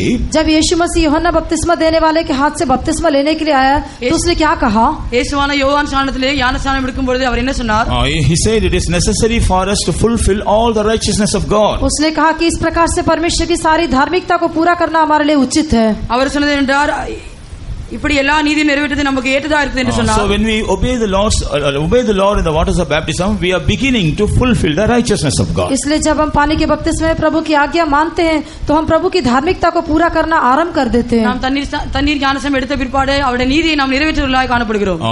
We are beginning to fulfill his righteousness. उसकी धार्मिकता को पूरा करने के लिए हम आरंभ करते हैं. அவருடைய நீதியை நிறைவேற்றும்படியாக நாம் ஆரம்பிக்கிறோம். After that we must live according to the truth of the waters of baptism. उसके बाद वो पानी के बपतिस्मे की सच्चाई के अनुसार हमको जीवन बिताना चाहिए. அதற்கு பிற்பாடு நாம் தண்ணீர் ஞானஸ்நான சத்தியத்தின்படியாக நாம் ஜீவிக்க ஆரம்பிக்க வேண்டும். Then we are built up as the city of righteousness. तब हम वो धर्मपुरी होकर बनाए जा सकेंगे. அப்பொழுது நாம் நீதிபுரமாக மாற்றக்கூடும். Praise be to God. प्रभु के नाम की स्तुति हो. அந்த நாமத்துக்கு So when ஸ்தோத்திரம். we take baptism, we die to sin and we begin to live for God. जब हम बपतिस्मा लेते हैं तो पाप के लिए मर जाते हैं और परमेश्वर के लिए जीना आरंभ कर देते हैं. நாம் தண்ணீர் ஞானம் எடுக்கும் பொழுது நாம் பாவத்துக்கு மரித்து அவருக்காக ஜீவிக்கக்கூடியவர்களாக இருக்கிறோம். After taking baptism, when we are not get rid of sins, we will never become the city of righteousness. बपतिस्मा लेने के बाद यदि हम अपने पापों से छुटकारा नहीं पाते तो कभी भी हम वो धर्मपुरी नहीं बन सकते. தண்ணீர் ஞானஸ்நானம் எடுத்த பிற்பாடு நாம் பாவத்திலிருந்து விடுதலை பெறாமல் இருப்போம் என்றால் நாம் அவருடைய ஜீவன் செய்ய முடியாதவர்களாக இருப்போம். We will not become the city of righteousness. हम वो धर्मपुरी नहीं बन सकते. நாம் நீதியின் புறமாக மாற்ற முடியாது. Praise be to God. प्रभु के नाम की स्तुति हो. கர்த்தருக்கு ஸ்தோத்திரம். The same way when we obey the Lord in the waters of baptism, it is said we are obeying the counsel of God. जब पानी के बपतिस्मे में प्रभु की आज्ञा मानते हैं तो ऐसा कहा जाता है कि हम प्रभु की सलाह को मानते हैं. நாம் தண்ணீர் ஞான சத்தியத்தின் கட்டளைக்கு கீழ்ப்படியும் போது நாம் அவருடைய ஆலோசனைக்கு நாம் கீழ்ப்படுகிறோம். And after that we are very much careful to obey all his counsels. उसके बाद उसकी सारी सलाह को मानने के लिए हम बहुत सावधान रहते हैं. அதற்கு பிற்பாடு அவருடைய எல்லா ஆலோசனைக்கும் கீழ்ப்படியும்படியாக நாம் கவனமுள்ளவர்களாக இருக்கிறோம். Neglect the counsels of God, we will not become the city of righteousness. यदि हम परमेश्वर की सलाह को रद्द कर देंगे तो हम धर्मपुरी नहीं बन सकते. அவருடைய ஆலோசனை நாம் கீழ்ப்படியும்படியாக தள்ளிவிடும்போது நாம் நீதிபுரமாக மாற முடியாது. Praise be to God. प्रभु के नाम की स्तुति हो. கர்த்தருக்கு ஸ்தோத்திரம். In the same way when we obey the Lord in the waters of baptism, God delivers us from all differences. उसी प्रकार से जब हम पानी के बपतिस्मे में प्रभु की आज्ञा मानते तो सब प्रकार के भेदभाव से प्रभु हमें छुड़ाता है. தண்ணீர் ஞானஸ்நானம் சத்தியத்துக்கு கீழ்ப்படியும் பொழுது அவருக்கு பிற்பாடு எல்லா வேறுபாடுகள் அனுபவத்திலிருந்து நம்மை விடுவிக்கிறார். Especially three distinctions. विशेष करके 3 प्रकार के भेदभाव से. உதாரணமாக 3 காரியங்களை வேறுபட வேண்டும். We read in Galatians chapter 3 verses 27 and 28. गलातियों की पत्री 3 अध्याय का 27 और 28 वचन में हम पढ़ते हैं. गलातियर 3 अधिகாரம் 27 28 वचனம். We read neither Jew nor Greek. वहाँ हम देखते यहूदी नहीं, यूनानी नहीं. அங்கே நாம் பார்க்கிறோம் யூதன் என்றும் இல்லை, கிரேக்கன் என்றும் இல்லை. Neither bond or free. दास नहीं, स्वतंत्र नहीं. அடிமை என்றும் இல்லை, சுயாதீனன் என்றும் இல்லை. Neither male or female. और न कोई नर न नारी है. ஆண் என்றும் பெண் என்றும் இல்லை. After taking baptism, when we are not delivered from these differences, पानी का बपतिस्मा लेने के बाद यदि इस प्रकार के भेदभाव से हम छुटकारा नहीं पाते तो தண்ணீர் ஞானம் எடுத்த பிற்பாடு நாம் இந்த எல்லா வேறுபாடுகளிலிருந்து விடுவிக்கப்படவில்லை என்றால் we are not fulfilling the righteousness of God, we are committing unrighteousness. तो हम धर्म के परमेश्वर की धार्मिकता को पूरा नहीं करते, लेकिन हम अधर्म के काम करते हैं. நாம் அவருடைய நீதியை நிறைவேற்றாமல் அநீதியை செய்கிறவர்களாக இருக்கிறோம். Neither Greek nor Jew. यहूदी भी नहीं, यूनानी भी नहीं. யூதன் என்றும் இல்லை, கிரேக்கன் என்றும் இல்லை. What's the meaning of this? इसका अर्थ क्या है? இதற்குள்ளதான அர்த்தம் என்ன? Caste differences. वो जाति का भेदभाव. ஜாதியில் உள்ளதான ஜாதி வித்தியாசம். ஜாதி வித்தியாசம். After taking baptism, when we are not given up speaking our caste and language and the places, we are not at all God's people. बपतिस्मा लेने के बाद यदि अपनी जाति, भाषा, अपने स्थान के बारे में, भेदभाव के बारे में हम बात करते रहेंगे तो हम परमेश्वर के लोग नहीं हैं. தண்ணீர் ஞானம் எடுத்த பிற்பாடு நாம் ஜாதி பாஷை எல்லாம் பேசிக் கொண்டிருப்போம் என்றால் நாம் தேவனுடைய பிள்ளைகள் இல்லை. We are not fulfilling the righteousness of God. फिर हम परमेश्वर की धार्मिकता को पूरा नहीं करते हैं. நாம் தேவனுடைய நீதியை நிறைவேற்றுகிறது இல்லை. We are not delivered from all these distinctions. हम इन सारे भेदभाव से अभी तक छुड़ाए नहीं गए हैं. நாம் இதுவரைக்கும் இந்த எல்லா வேறுபாடுகளிலிருந்து நாம் விடுவிக்கப்பட்டவர்களாக இருக்கவில்லை. We will not be built up as the city of righteousness. हम धर्मपुरी होकर नहीं बनाए जा सकेंगे. நாம் நீதிபுரமாக கட்டப்பட முடியாது. Praise be to God. प्रभु के नाम की स्तुति हो. கர்த்தருக்கு ஸ்தோத்திரம். Neither bond nor free. और दास नहीं, स्वतंत्र भी नहीं. அடிமை என்றும் சுயாதீனன் என்றும் இல்லை. That shows the social distinctions. वो सामाजिक भेदभाव को दिखाता है. சமூக வித்தியாசங்களை காட்டுகிறது. After showing these differences, after taking baptism, when we are showing these differences, we are not at all fit to be called the people of God. बपतिस्मा लेने के बाद यदि इस प्रकार के भेदभाव को हम दिखाते हैं तो हम परमेश्वर की संतान कहलाने के लिए योग्य नहीं है. தண்ணீர் ஞானம் எடுத்த பிற்பாடு நாம் இந்த வித்தியாசங்களை உடையவர்களாக இருப்போம் என்றால் நாம் அவருடைய பிள்ளைகள் என்று அழைக்கப்படுவதற்கு நாம் தகுதியுள்ளவர்களாக இருக்கிறதில்லை. Neither male nor female. नर भी नहीं, नारी भी नहीं. ஆண் என்றும் பெண் என்றும் இல்லை. That is sexual differences. वो लिंग भेद है. इன வித்தியாசங்கள் காட்டுகிறது.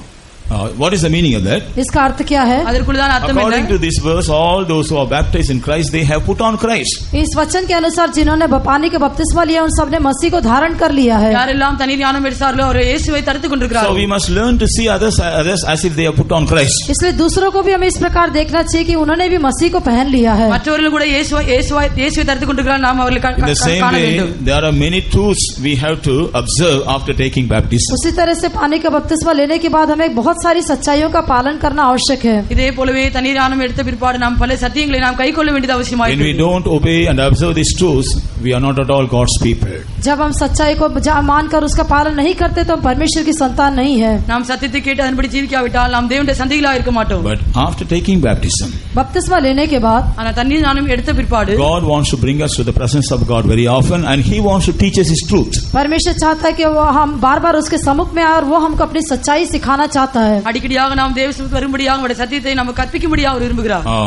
So when we hear the truth and observe the truth, God will build us up as the city of righteousness. जब हम सच्चाई को सुनकर उसके अनुसार जीवन बिताते तो वो हमें धर्मपुरी होकर बनने के लिए सहायता करता है. அவருடைய சத்தியத்தை கேட்டு அதன்படியாக நாம் ஜீவிக்க விரும்பும்போது அவர் நம்மை நீதிபுரமாக மாற்றுகிறார். Thirdly, Jerusalem is called a quiet habitation. तीसरा देखते हैं यरूशलेम जो एक विश्राम का स्थान कहलाता है. மூன்றாவதாக எருசலேம் அமெரிக்கான தாவரமாக கூறப்பட்டிருக்கிறது.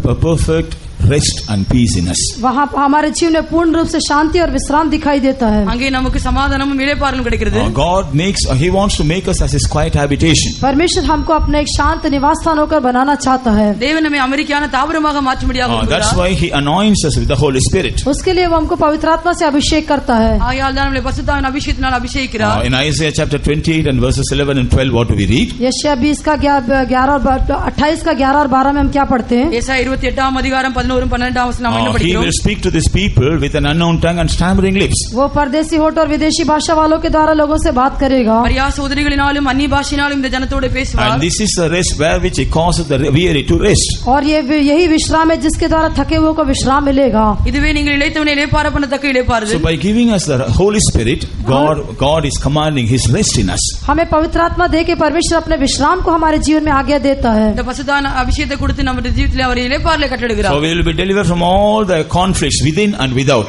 इसलिए हमारे भीतर और बाहर हम सब प्रकार के संघर्ष से छुटकारा पा सकेंगे.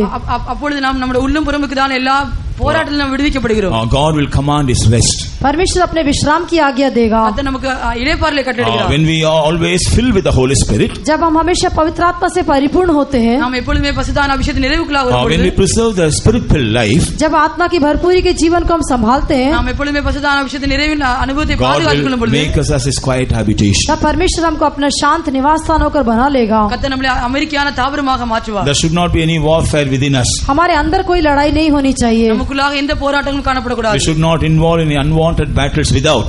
और बाहर भी हम किसी अनचाही लड़ाइयों में फंसना नहीं चाहिए. வெளிப்பிரகாரமான போராட்டங்களும் கூட நாம் ஈடுபடக்கூடாது. When we have such experiences, we will not be called as quiet habitation. जब ऐसे अनुभव हमारे अंदर है तो फिर हम एक शांत निवास स्थान नहीं कहला सकते. இப்படிப்பட்டதான அனுபவங்கள் நமக்குள்ளாக இருக்கும் என்றால் நாம் அமெரிக்கான தாவரமாக மாற முடியாது. Praise be to God. प्रभु के नाम की स्तुति हो. கர்த்தர் நாமத்துக்கு Whenever ஸ்தோத்திரம். we come to the presence of God, the Lord renews our anointing. जब कभी हम प्रभु के सम्मुख में आते तो प्रभु हमारे अभिषेक को नया करता है. நாம் எப்பொழுதெல்லாம் தேவ சமூகத்துக்கு வருகிறோமோ அப்பொழுதெல்லாம் நம்முடைய அபிஷேகத்தை அவர் புதுப்பிக்கிறார். Fills us with a new feeling. हमें एक नया अनुभव से भरता है. புதிய அனுபவத்தினால் நம்மை அவர் நிறைக்கிறார். Renew our spiritual life. हमारे आत्मिक जीवन को वो नया करता है. நம்முடைய ஆவிக்குரிய ஜீவியத்தை கூட அவர் புதுப்பிக்கிறார். Thereby He wants to keep us as quiet और habitation. उसके द्वारा वो हमें अपना एक शांत निवास स्थान होकर बदलना चाहता है. அது மூலமாக நம்மை அமெரிக்கான தாவரமாக மாற்றும்படியாக விரும்புகிறார். Praise be to God. प्रभु के नाम की स्तुति हो. கர்த்தருடைய பரிசுத்த நாமத்துக்கு And ஸ்தோத்திரம். fourthly, we read about Jerusalem that it is called the city of God. और चौथा हम यरूशलेम के बारे में देखते हैं कि वो परमेश्वर का नगर कहलाता है. நான்காவதாக எருசலேம் தேவனுடைய நகரம் என்று What கூறப்படுகிறது. is the meaning of the city of God? परमेश्वर का नगर कहने से उसका अर्थ क्या है? தேவனுடைய நகரம் என்றால் அதுக்குள்ளதான் அர்த்தம் என்ன? Becoming a witness for God.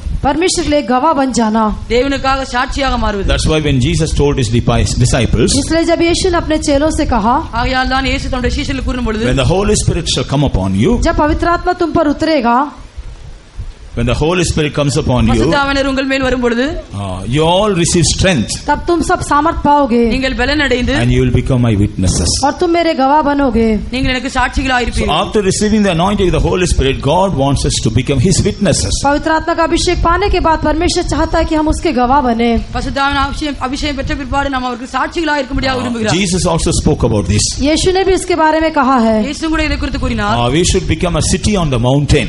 हमें उस पर्वत का नगर बन जाना चाहिए. நாம் பர்வதத்திலே மலையின் மேல் இருக்கிற பட்டணம். மலையின் மேல் இருக்கிற பட்டணமாக மாற வேண்டும். The city which is on the mount cannot be hidden. पहाड़ पर बसा हुआ नगर छिप नहीं सकता. மலையின் மேல் இருக்கிறதான பட்டணமாக மறைந்திருக்க மாட்டார். Everybody will see it. सब लोग उसे देख पाएंगे. எல்லாரும் அதை காண்பார்கள். In the same way, our life should become a testimony before everybody. उसी प्रकार से हमारा जीवन सबके सामने गवाही होकर बदलना चाहिए. இதே போலவே நம்முடைய ஜீவன் கூட எல்லாருக்கும் முன்பாக சாட்சியாக காணப்பட So வேண்டும். after receiving the Holy Spirit, पवित्र आत्मा का अभिषेक पाने के बाद பரிசுத்த ஆவியின் அபிஷேகத்தை பெற்ற பிற்பாடு we have to maintain a life of testimony. हमें गवाही के जीवन को बनाए रखना चाहिए. ஆகையால் நாம் சாட்சியின் ஜீவித்தை பாதுகாக்கக்கூடியவர்களாக இருக்க And வேண்டும். as the Apostle chapter 1 and verse 8, प्रेरितों के काम पहला अध्याय के 8वां वचन में அப்போஸ்தலர் 1 அதிகாரம் 8 வசனம், Jesus said we should become testimony in 4 places. यीशु ने कहा कि 4 स्थानों में हमें गवाह बनना चाहिए. இயேசு கூறியது என்னவென்றால் நாம் 4 இடங்களிலே சாட்சியுள்ளவர்களாக இருக்க வேண்டும் In என்றார். Judea, यहूदिया में, யூதேயா, in Jerusalem, यरूशलेम में, எருசலேமிலும், in Samaria, समारिया में சமாரியாவிலும், and in the uttermost part of the earth. और पृथ्वी की छोर तक. பூமியின் கடைசி பரிந்தும். Praise be to God. प्रभु के नाम की स्तुति हो. கர்த்தருக்கு So ஸ்தோத்திரம். Judea speaks of having our testimony in our house. यहूदा कहने से अपने घर में एक गवाही का जीवन बिताना. யூதேயா என்பது நம்முடைய வீடுகளுக்கு நாம் We must have a testimony from our own people. अपने लोगों के बीच में हमारी एक गवाही होनी चाहिए. நம்முடைய சொந்த ஜனங்களுக்கு முன்பாக நாம் சாட்சியுள்ளவர்களாக இருக்க And வேண்டும். secondly, Jerusalem shows the church of God. दूसरा यरूशलेम परमेश्वर की कलीसिया को दिखाता है. எருசலேம் தேவனுடைய சபையை காட்டுகிறது. In the church also we must have a testimony. कलीसिया में भी हमारी एक गवाही होनी चाहिए. சபையிலும் கூட நாம் சாட்சியுள்ளவர்களாக இருக்க வேண்டும். And Samaria speaks of this world in where we are involved in various activities because of our food sake. सामरिया में कहने से अपने भोजन के निमित्त हम संसार में जहाँ कहीं भी जाते हैं, जिन कार्यों में लगे रहते हैं, वो अनुभव, वो संसार के अनुभव को दिखाता है. சமாரியா என்பது நம்முடைய உணவிற்காக நாம் இந்த உலகத்தில் எங்கே ஜீவிக்கிறோம் அந்த இடத்தில் நாம் சாட்சியுள்ளவர்களாக இருப்பது.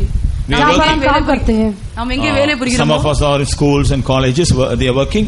कुछ लोग विद्यालय में महाविद्यालय में कुछ लोग काम करते हैं. சிலர் பள்ளிக்கூடங்களிலும் காலேஜிலும் Some பணிபுரிகிறார்கள். of us are working in offices. कुछ लोग कार्यालय में काम करते हैं. சிலர் ஆபீஸ்ல வேலை செய்கிறார்கள். And some in companies and factories. कुछ लोग कई कारखानों में काम करते हैं. சில கம்பெனிகளிலும் தொழிற்சாலைகளிலும் வேலை So செய்கிறார்கள். all other people with whom we are working, they may not be converted. They may not be God's children. हमारे साथ काम करने वाले लोग शायद मन नहीं फिराए होंगे, वे परमेश्वर की संतान नहीं होंगे. நீங்க எங்க வேலை பார்க்கிறீங்களோ அவர் ஒருவேளை மனதிரும்பாவலா இருப்பார்கள், அவர் கர்த்தரை ஏற்றுக்கொள்ளாதவர்களா இருப்பார்கள். But we have to show Jesus to them.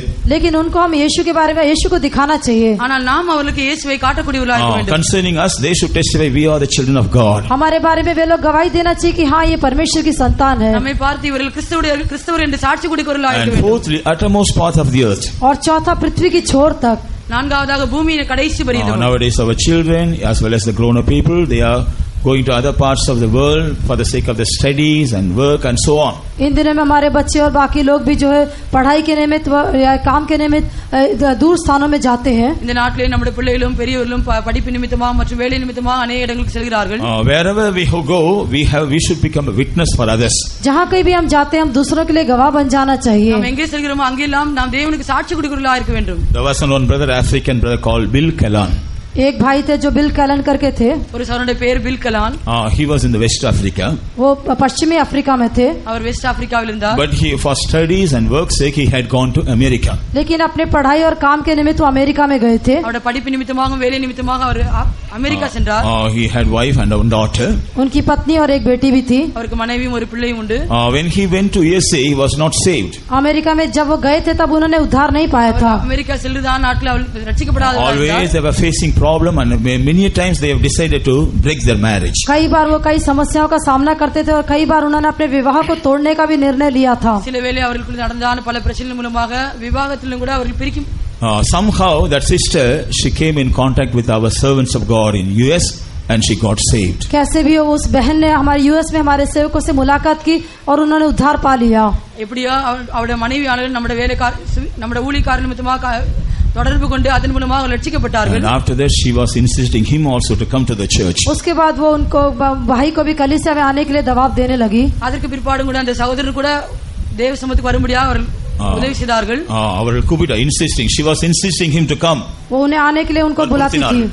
அவருடைய புருஷனும் கூட சபைக்கு வரும்படியாக அவர் வற்புறுத்தினார்கள். He also came. वो भी आए. அவரும் வந்தார். After a few weeks he also was saved. कुछ सप्ताह के बाद उनका भी उद्धार हुआ. சில வாரங்களுக்கு பிற்பாடு அவரும் கூட ரட்சிக்கப்பட்டார். He took baptism. उन्होंने बपतिस्मा लिया. அவர் தண்ணீர் ஞானஸ்நானம் எடுத்தார். Received the Holy Spirit. पवित्र आत्मा का अभिषेक पाया. பரிசுத்தாவின் அபிஷேகத்தை Within a short time the Lord gave him call for this glorious ministry. और थोड़े समय के अंदर ही प्रभु ने इस महिमा में सेवा के लिए उनको बुलाहट भी दी. சில நாட்களுக்குள்ளாக மகிமையான ஊழியங்கள் செய்யும்படியாக தேவன் அவருக்கு அழைப்பு கொடுத்தார். Family as a whole, they all came for ministry. पूरे परिवार सहित वो सेवा के लिए निकल कर आए. குடும்பமாக சேர்ந்து அவர் இந்த முழு நேர ஊழியத்திற்காக வந்தார்கள். Then the saints told them, और जब तब संतों ने उनसे कहा, பரிசுத்தவான்கள் அவரிடத்தில் இப்படியாக கூறினார்கள், you better go to your own place and preach the gospel and evangelize all the people and you gain people for God. वहाँ आप अपने गांव में जाके वहाँ पर सुसमाचार सुना के परमेश्वर के लिए लोगों को कमाओ. நீங்கள் உங்க சொந்த தேசத்திற்கே சென்று அங்கே ஜனங்களிடத்தில் சுவிசேஷத்தை அறிவித்து அந்த ஜனங்களை நீங்கள் எல்லாரும் கர்த்தரிடத்தில் கொண்டு வாருங்கள். In obedience to the guidance of the saints, they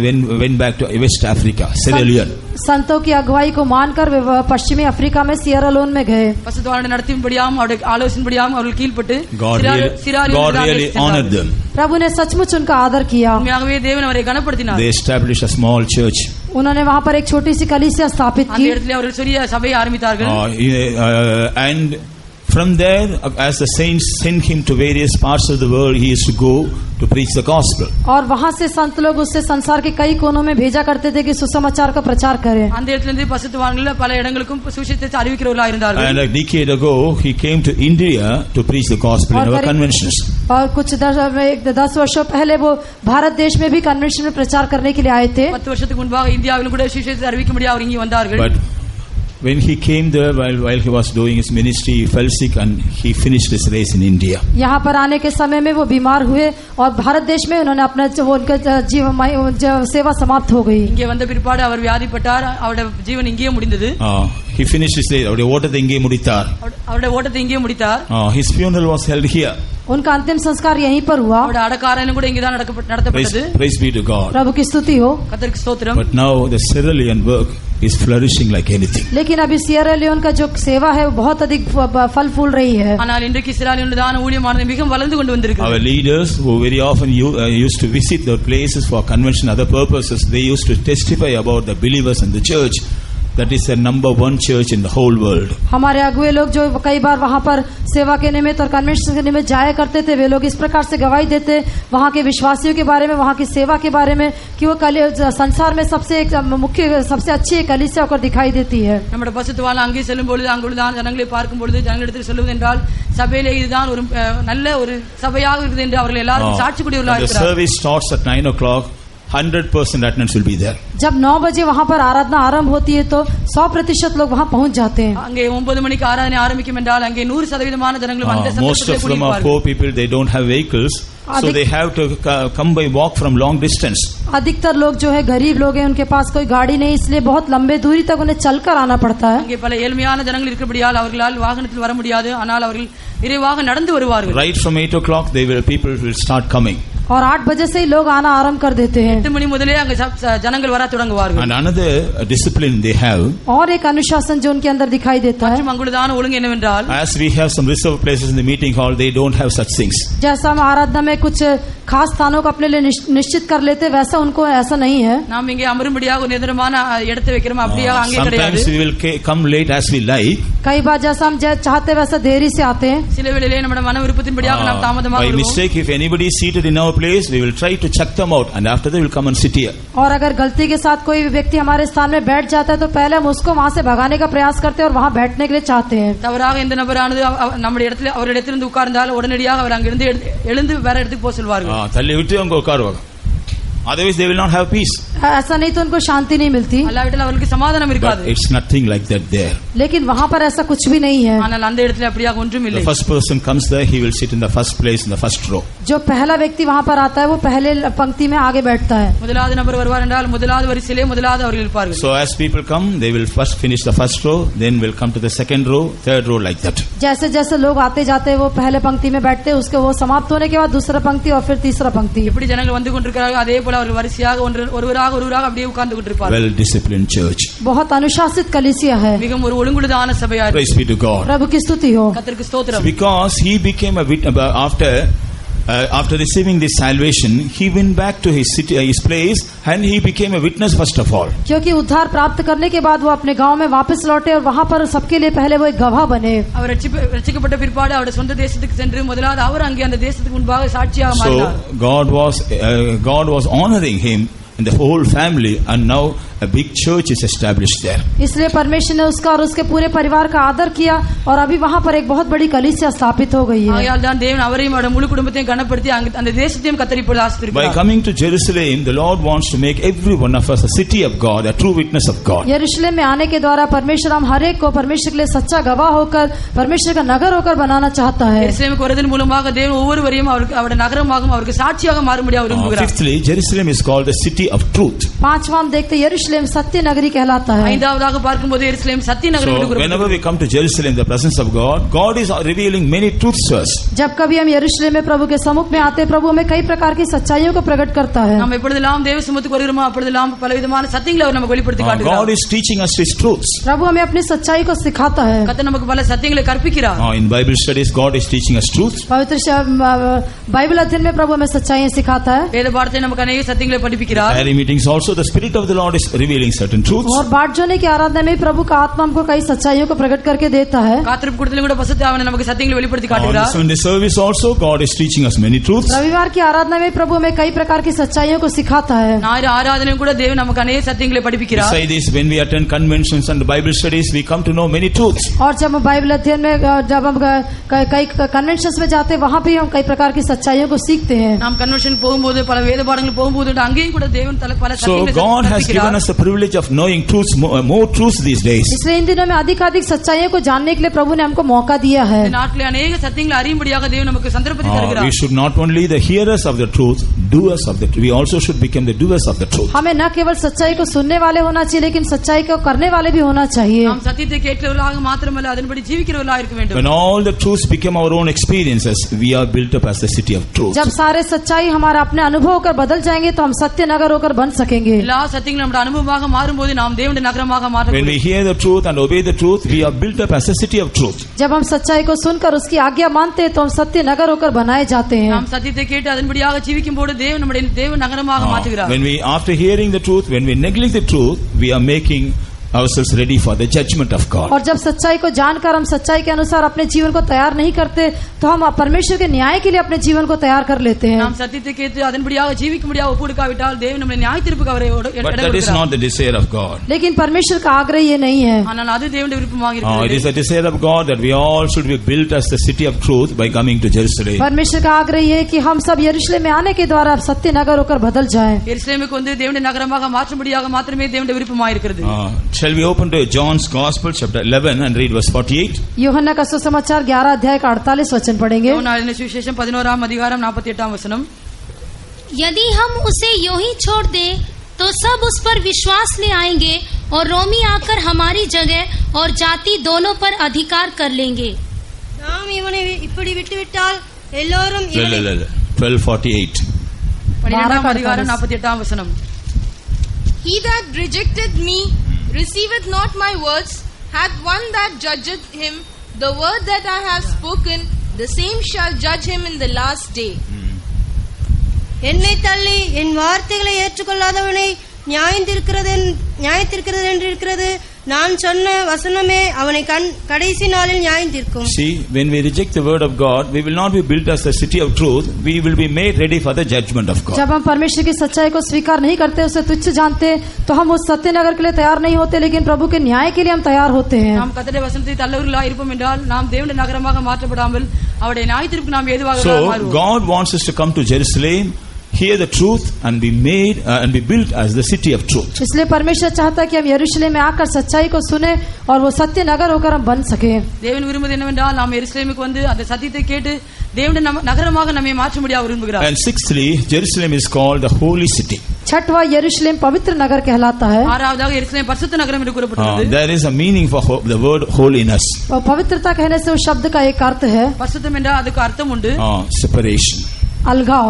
வேறு பிரிதல். Praise be to God. प्रभु की स्तुति हो. கர்த்தருக்கு ஸ்தோத்திரம். By bringing us to Jerusalem, the Lord wants to separate us so that we may become His possession. यरूशलेम में लाने के द्वारा प्रभु हमें अलग करके उसका संपत्ति होकर बनाने के लिए चाहता है. எருசலேமுக்கு கொண்டு வந்து நம்மை வேறு பிரித்து அவருடைய சம்பன்னராகும்படியாக விரும்புகிறார். He wants to make us holy city. वो हमें पवित्र नगर बनाने के लिए चाहता है. அவன் நம்மை பரிசுத்த நகரமாக மாற்றும்படியாக When we are விரும்புகிறார். completely separate ourselves for God, then we are made as the holy city of God. जब हम पूरी तरह से परमेश्वर के लिए अपने आप को अलग कर लेते हैं तो प्रभु के पवित्र नगर बन जाते हैं. நாம் நம்மை முழுதுமாக தேவனுக்காக வேறு பிரித்து ஜீவிக்கும் பொழுது நம்மை பரிசுத்த நகரமாக மாற்றுகிறார். But when we are leading a dual life in the world and also in the church, we will not be made as a holy city. लेकिन जब हम कलीसिया में और बाहर एक दोहरा जीवन बिताते हैं तो एक पवित्र जीवन हम पवित्र नगर होकर बन नहीं सकेंगे. நாம் சபையிலும் உலகத்திலும் ரெண்டு விதமான ஒரு ஜீவன் செய்வோம் என்றால் நாம் தேவ பரிசுத்த நகரமாக மாற முடியாது. Jesus also said no man can serve two masters. यीशु ने भी कहा कि कोई व्यक्ति दो स्वामियों की सेवा नहीं कर सकता. இயேசு கூட இப்படியாக கூறினார், ஒரு மனிதர் ரெண்டு எஜமானுக்கு ஊழியம் செய்ய கூடாது. Christ is the head of the church.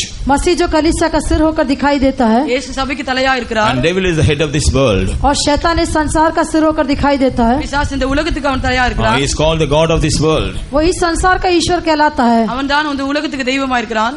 God of this world, உலகத்தின் அதிபதி. அதிபதியா இருக்கிறான். He is called the prince of this world. वो इस संसार का हाकिम कहलाता है. அவன் இந்த உலகத்துக்கு அதிபதியா இருக்கிறான்.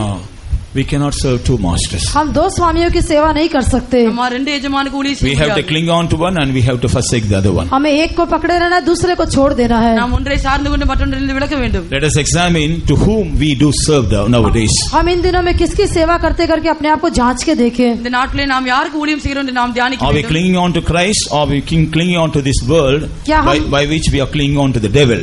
क्या हम इस मसीह के साथ लगे रहते या ये संसार के साथ लगे रहते, जिसका अर्थ है कि हम शैतान के साथ लगे हुए हैं। நாம் இந்த நாட்டிலே இயேசுவோடு கூட இருக்கிறோமா அல்லாவிட்டால் பிசாசோடு கூட இருக்கிறோமா என்று நாம் When we are not delivered from the things of this world, we will not become the holy city. इस संसार की बातों से यदि हम छुड़ाए नहीं जाते तो हम पवित्र नगर नहीं बन सकेंगे। இந்த உலகத்திலுதான காரியத்தில் நாம் விடுவிக்கப்படாவிட்டால் நாம் பரிசுத்த நகரமாய் மாற முடியாது। These days we need to separate ourselves. इन दिनों में हमें अपने आप को अलग करना है। இந்த நாட்டிலே நாம் நம்மை நாம் வேறு பிரிக்கிறவர்களாய் From the காணப்படுகிறோம்। world we have to separate ourselves. संसार से हमें अपने आप को अलग करना है। இந்த உலகத்திலிருந்து வேறு பிரிக்க வேண்டும்। From all the unconverted people we have to separate ourselves. जो उद्धार न पाए हुए लोग हैं, ऐसे लोगों से अपने आप को अलग करना है। ரட்சிக்கப்படாத ஜனங்களிலிருந்து நாம் வேறு பிரித்து ஜீவிக்க வேண்டும்। Those who are not favorable for a faith life, from such people we have to separate ourselves. और जो लोग विश्वास जीवन के लिए अनुकूल नहीं है, ऐसे लोगों से हम अलग होकर रहना है। நம்முடைய விசுவாச ஜீவிதத்துக்கு யாருக்கு அனுகூலமா இல்லாமல் இருக்கிறார் அவருக்கு நாம் வேறு பிரித்து In ஜீவிக்க the வேண்டும்। church also we have to preserve the life of separation. कलीसिया में भी हमको अलगाव के जीवन को बनाए रखना है। சபையிலும் கூட நாம் வேறு பிரித்து ஜீவிக்க வேண்டும்। Those who are walking disorder in the church, we have to separate ourselves from them. जो कलीसिया में क्रमहीन होकर जीवन बिताते हैं, ऐसे लोगों से हम अलग होकर रहना चाहिए। சபையிலும் கூட ஒழுங்கற்று ஜீவிக்கிறதான ஜனங்கள் மத்தியிலிருந்து நாம் வேறு பிரித்து ஜீவிக்க After வேண்டும்। knowing the truth, those who are not observing the truth, from such people we have to separate ourselves. सच्चाई को जानकर जो लोग सच्चाई को नहीं मानते, ऐसे लोगों से हम अलग रहना चाहिए। சத்தியத்தை கேட்டு சத்தியத்தின்படியாக ஜீவிக்காத ஜனங்களிலிருந்து நாம் வேறு பிரித்து ஜீவிக்க வேண்டும்। Those who are causing divisions and confusion in the church, from such people we have to separate ourselves. जो लोग कलीसिया में बैरभाव और फूट को उत्पन्न करते हैं, ऐसे लोगों से हम अलग होकर रहना चाहिए। சபையிலே பிரிவினைகளும் குழப்பங்களையும் உண்டாக்குறதான ஜனங்கள் மத்தியிலிருந்து நாம் வேறு பிரித்து ஜீவிக்க Then வேண்டும்। only we will become the holy city. तभी हम पवित्र नगर होकर बन सकते हैं। அப்பொழுது மாத்திரமே நாம் பரிசுத்த நகரமாக மாற If we முடியும்। just mingle with everybody and if we lead a carefree life, we will never become the holy city. यदि हम सबके साथ मिलजुल कर लापरवाही के साथ जीवन बिताएंगे तो कभी भी हम पवित्र नगर नहीं बन सकते। நாம் எல்லாரோடும் சேர்ந்து ஒரு கவலையற்றதான ஒரு ஜீவன் செய்வோம் என்றால் நாம் பரிசுத்த நகரமாக ஒருபோதும் மாற முடியாது। Seventhly, Jerusalem is called the holy mountain. सातवां यरूशलेम पवित्र पर्वत कहलाता है। ஏழாவதாக எருசலேம் பரிசுத்த பர்வதம் என்று கூறப்பட்டிருக்கு। Mountain speaks of higher spiritual life. पहाड़ कहने से एक ऊंचा आत्मिक जीवन को दर्शाता है। பர்வதம் என்று கூறினால் உயர்ந்த உன்னதமான ஒரு ஆவிக்குரிய ஜீவித்தை Once காட்டுகிறது। we were deep down in the miry clay of sin. एक समय हम पाप के गहरे दलदल में थे। ஒரு நாளிலே நாம் பயங்கரமான குழியில் இருந்தோம்। Miry clay of sin.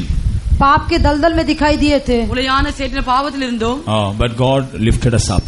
लेकिन प्रभु ने हमें ऊंचा किया। ஆனால் தேவன் நம்மை உயர்த்தினார்। He has set our feet on the rock that is Jesus. उसने हमें चट्टान रूपी मसीह के ऊपर हमारे पांवों को स्थिर किया। நம்முடைய கண்மலையாக இயேசுவின் மேல் நம்மை நிறுத்தினார்। But after anointing us with the Holy Spirit, लेकिन पवित्र आत्मा से हमको अभिषेक करने के बाद பரிசுத்தான அபிஷேகம் நாம் பெற்ற பிற்பாடு He has lifted us to the heavenly place. उसने हमें स्वर्गीय स्थानों में ऊंचा किया है। நம்மை உன்னதமான ஸ்தானத்துக்கு அவர் So எடுத்திருக்கிறார்। though we are in this earth, spiritually God has lifted up to heavenly places. इसलिए हम इस पृथ्वी पर रहने से भी आत्मिक रूप से प्रभु ने हमें स्वर्गीय स्थानों में ऊंचा किया है। நாம் இந்த உலகத்திலே ஜீவித்தாலும் கூட ஆவிக்குரிய பிரகாரமா நம்மளை உன்னத ஸ்தானத்திலே அவர் நம்மை வைத்திருக்கிறார்। Those who are living in the heavenly places, they will be always spiritually minded. जो लोग ऊंचे स्थानों में रहते हुए हमेशा आत्मिक मन रखेंगे, உன்னதமான ஸ்தானத்திலே இருக்கிறவர்கள் எப்பொழுதுமே ஒரு உயர்ந்த எண்ணவுடையவர்களாக Spiritually இருப்பார்கள்। minded. ஆவிக்குரிய மனதுடையவர்களாக இருப்பார்கள்। They will always mindful of the things of God. वे हमेशा परमेश्वर की बातों के बारे में ध्यान रखेंगे। அவர்கள் எப்பொழுதுமே தேவனுடைய காரியங்களை குறித்து கவனமுடையவர்களாக They will இருப்பார்கள்। not be always involve themselves in the earthly things. वो इस संसार की बातों में फंसे नहीं रहेंगे। அவர்கள் இந்த உலகத்திலுதான காரியங்களில் ஈடுபட்டிருக்க Of மாட்டார்கள்। course, they may have some problems in the world, हाँ, ये सच है कि उनको संसार में कई समस्या आ सकती है, ஒருவேளை இந்த உலகத்தில் அவருக்கு பல பிரச்சனைகள் வரக்கூடும்। but they will always give room to the spiritual life. लेकिन वो हमेशा केवल आत्मिक जीवन को महत्व देंगे। ஆனால் எப்பொழுதுமே ஆவிக்குரிய ஜீவிதத்துக்கு அவர் இடம் We கொடுப்பார்। read about a man called Enoch in the Old Testament. पुराने नियम में हानोक नाम के एक व्यक्ति के बारे में हम पढ़ते हैं। பழைய ஏற்பாட்டில் நாம் ஏனோக்குதான் ஒரு மனிதனை குறித்து படிக்கிறோம்। He was a man of God. वो एक परमेश्वर का जन था। அவர் தேவ மனுஷனாக He இருந்தார்। was also living on this earth. वो भी इस पृथ्वी पर जीवन बिताता था। அவனும் கூட இந்த உலகத்தில் ஜீவிக்கிற மனிதனாக இருந்தான்। He had wife and children. उसको पत्नी और बच्चे भी थे। அவனுக்கு மனைவியும் பிள்ளைகளும் So இருந்தார்கள்। definitely he also would have various problems. इसलिए निश्चय के उसके जीवन में समस्या आई होंगी। உண்மையாகவே அவனுக்கு கூட பலவிதமான பிரச்சனைகளும் இருந்திருக்கலாம்। In the book of Genesis chapter 5 we read about him. उत्पत्ति 5वां अध्याय में उसके बारे में हम पढ़ते हैं। ஆதியாகமம் 5ஆம் அதிகாரத்தில் அவரை குறித்து படிக்கிறோம்। He lived for 365 years. वो 365 वर्षों तक उसने जीवन बिताया। அவர் 365 வருஷம் இந்த உலகத்தில் ஜீவித்தார்। And out of these 365 years, इन 365 वर्षों के बीच में இந்த 365 வருஷத்தின் நடுவில் we see for 300 years he was walking with God. 300 वर्ष तक वो परमेश्वर के साथ साथ चलता था। அவர் 300 வருஷம் தேவனோடு கூட சஞ்சரித்திருந்தார்। So the major part of his life he decided to spend in the presence of God. उसने अपने जीवन का मुख्य हिस्से को परमेश्वर के सम्मुख में बिताने का निर्णय लिया। அவருடைய ஜீவிதத்தின் முக்கிய நாட்கள் எல்லாம் தேவனோடு கூட சஞ்சரிக்கிறவராக இருந்தார்। So God took him without seeing death.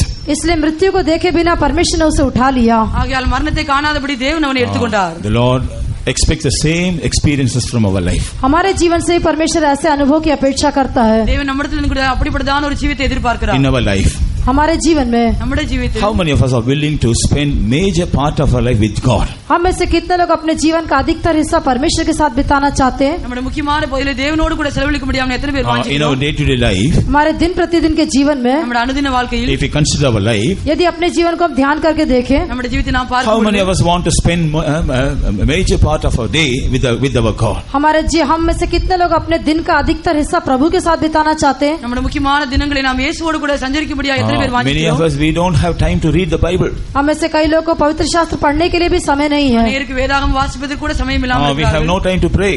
प्रार्थना करने के लिए समय नहीं है. அவருக்கு ஜெபிக்கும்படியாக சமயம் இல்லை. Some people are always busy, and there's no time to attend their family prayers. कुछ लोग हमेशा व्यस्त रहते हैं, उनको पारिवारिक प्रार्थना में भी शामिल होने के लिए समय नहीं रहता. அவர்கள் மிகவும் பிஸியா இருக்கிறபடியால் குடும்ப ஜெபம் நடத்தும்படியாக கூட No time to come to Bible study. Bible अध्ययन में आने के लिए समय नहीं है, வேத பாடத்துக்கு வரும்படியாக அவருக்கு No சமயம் time to இல்லை. come to teachers meeting.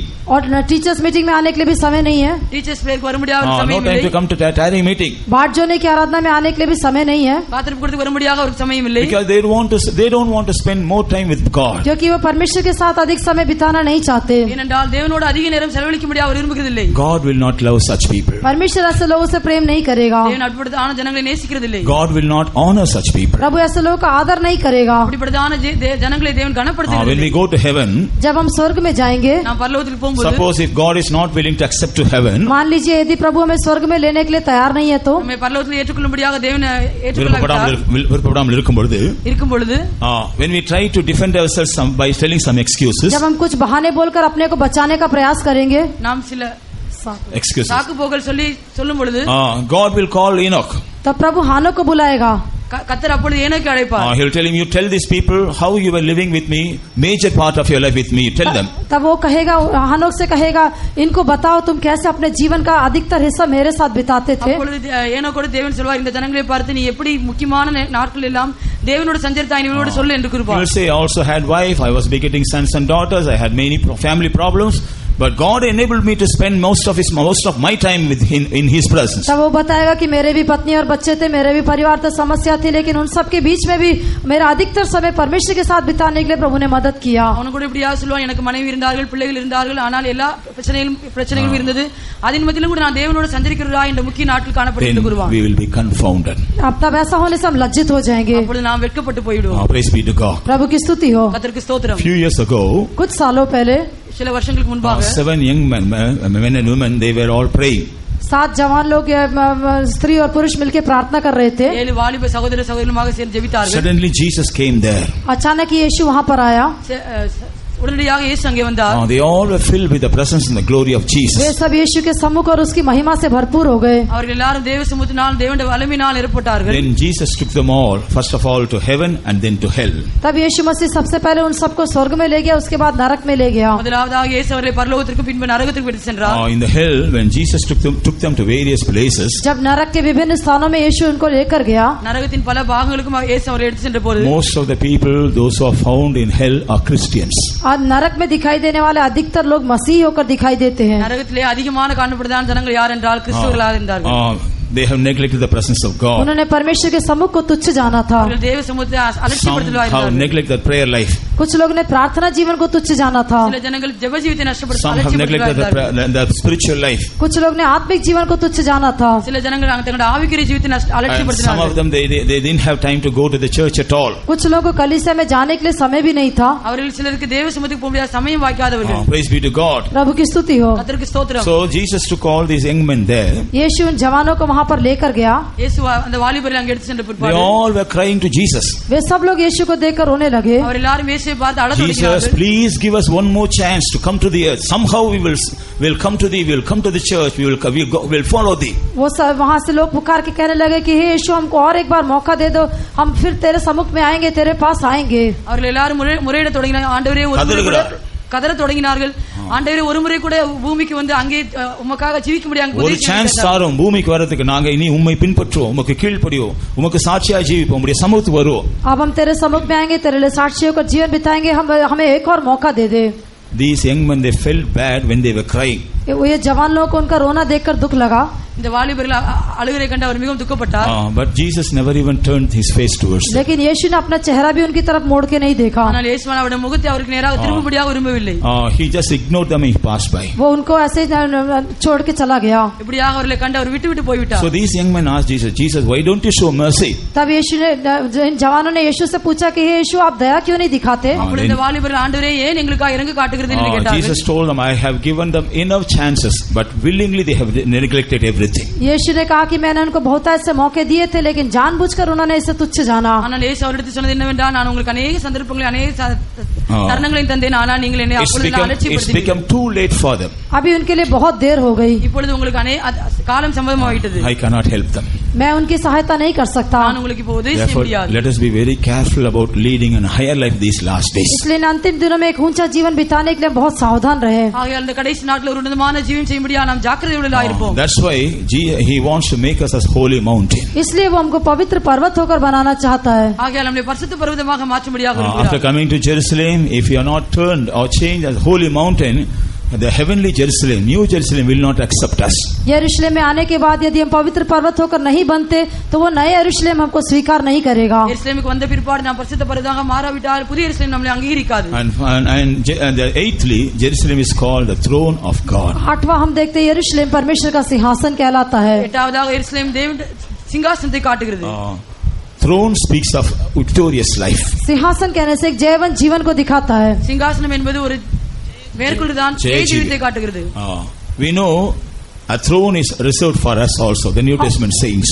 हम जानते हैं कि हम नए नियम के संतों के लिए एक सिंहासन रखा हुआ है. புதிய ஏற்பாட்டு பரிசுத்தவான்களுக்காக ஒரு சிங்காசனம் கூட ஏற்படுத்தப்படுகிறது. Jesus said, I have overcome and I have seated in my father's throne. यीशु ने कहा कि जैसे मैंने जय पाकर अपने पिता के साथ उसके सिंहासन पर बैठ गया. இயேசு சொன்னார், நான் ஜெயம் கொண்டு என் பிதாவின் சிங்காசனத்தில் இருந்தது போல. If you overcome, I will grant you to sit with me in my father's throne. यदि तुम भी जयवंत होगे तो तुम्हें भी मैं अपने साथ अपने पिता के सिंहासन पर बिठाऊंगा. ஜெயம் கொள்கிறவன் அவனும் என்னோடு கூட என் சிங்காசனத்தில் உட்காரும்படிக்கு அருள் செய்வேன் என்றார். When we come to Jerusalem, जब हम यरूशलेम में आते हैं, நாம் எருசலேமுக்கு வரும்பொழுது we will receive the grace of God. हमें परमेश्वर का अनुग्रह मिलेगा. நமக்கு அப்பொழுது தேவனுடைய கிருபை கிடைக்கும். We will receive the spirit of faith. विश्वास की आत्मा हमको मिलेगी. நமக்கு விசுவாசத்தின் ஆவி We will கிடைக்கும். receive the strength of the spirit. हमें उसकी आत्मा का बल मिलेगा. நமக்கு ஆவியின் பலன் கிடைக்கும். The blood of Jesus will strengthen us. यीशु का लहू हमें बलवंत करेगा. இயேசுவின் இரத்தம் நம்மை பலப்படுத்தக்கூடியதாக இருக்கும். We will become bold in the name of Jesus. और यीशु के नाम से हम हिम्मत रखेंगे. நாம் இயேசுவின் நாமத்தில் தைரியமுடையவர்களாய் By மாறுவோம். all these things. और इन सारी बातों के द्वारा, By all these things. இவை எல்லாவற்றிலும் இவை எல்லாவற்றின் மூலமாக इन सारी बातों के द्वारा God will help us to overcome all our trials and temptations and battles. सारी परीक्षा आजमाइश और युद्धों के ऊपर जयवंत होने के लिए प्रभु हमारी सहायता करेगा. எல்லா பரீட்சையிலும் சோதனை ஜெயிக்கும்படியாக தேவன் நமக்கு உதவி செய்வார். God will make us conquerors.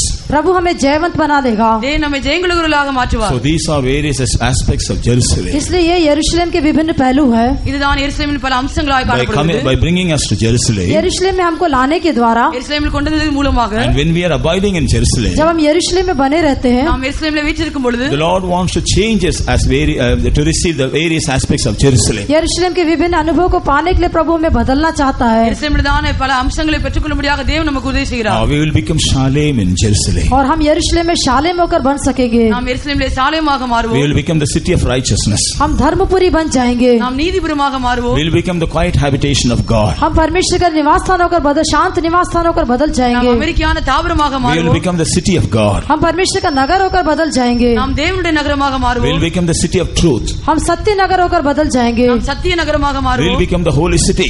हम पवित्र नगर बन जाएंगे. நாம் பரிசுத்த நகரமாக We மாறுவோம். will become the holy mountain. हम पवित्र पर्वत बन जाएंगे. நாம் பரிசுத்த பர்வதமாக மாறுவோம். We will become the throne of God. हम परमेश्वर का सिंहासन बन सकेंगे. நாம் தேவனுடைய சிங்காசனமாக So மாறுவோம். God wants to change us as the city of Jerusalem. परमेश्वर हमें यरूशलेम का नगर होकर बदलना चाहता है. ஆகையால் தேவன் நம்மை எருசலேமின் நகரமாக God மாற்றும்படியாக wants to விரும்புகிறார். impart all the special features of Jerusalem in every one of us. यरूशलेम के सारे मुख्य अनुभव को हमारे जीवन में प्रभु देना चाहता है. எல்லா எருசலேமின் அனுபவங்களையும் தேவன் நமக்கு தரும்படியாக விரும்புகிறார். When we neglect Jerusalem, जब हम यरूशलेम को तुच्छ जानते हैं, ஆனால் நாம் எருசலேமை we அலட்சியப்படுத்தினால் will not have our part in eternal and heavenly Jerusalem. तो वो नित्य और स्वर्गीय यरूशलेम में हमें भाग नहीं मिलेगा. அப்பொழுது நமக்கு நித்தியமான பரலோக எருசலேமில் நம்மால் பங்கு பெற முடியாது. Shall we all close our eyes? हम सब अपनी आंखें बंद करें. நாம் எல்லாரும் நம்முடைய கண்களை மூடுவோம். We have to make a decision at the close of this meeting. इस आराधना के अंत में हमें एक निर्णय लेना है। நாம் இந்த ஆராதனை முடிவுக்குள்ளாக நாம் எல்லாரும் ஒரு தீர்மானம் The எடுத்துக்கொள்வோம். Lord wants us to abide in Jerusalem. परमेश्वर चाहता है कि हम यरूशलेम में बने रहें। நாம் எருசலேமிலே வீற்றிருக்கும்படியாக தேவன் By விரும்புகிறார். abiding in Jerusalem, यरूशलेम में बने रहने के द्वारा எருசலேமிலே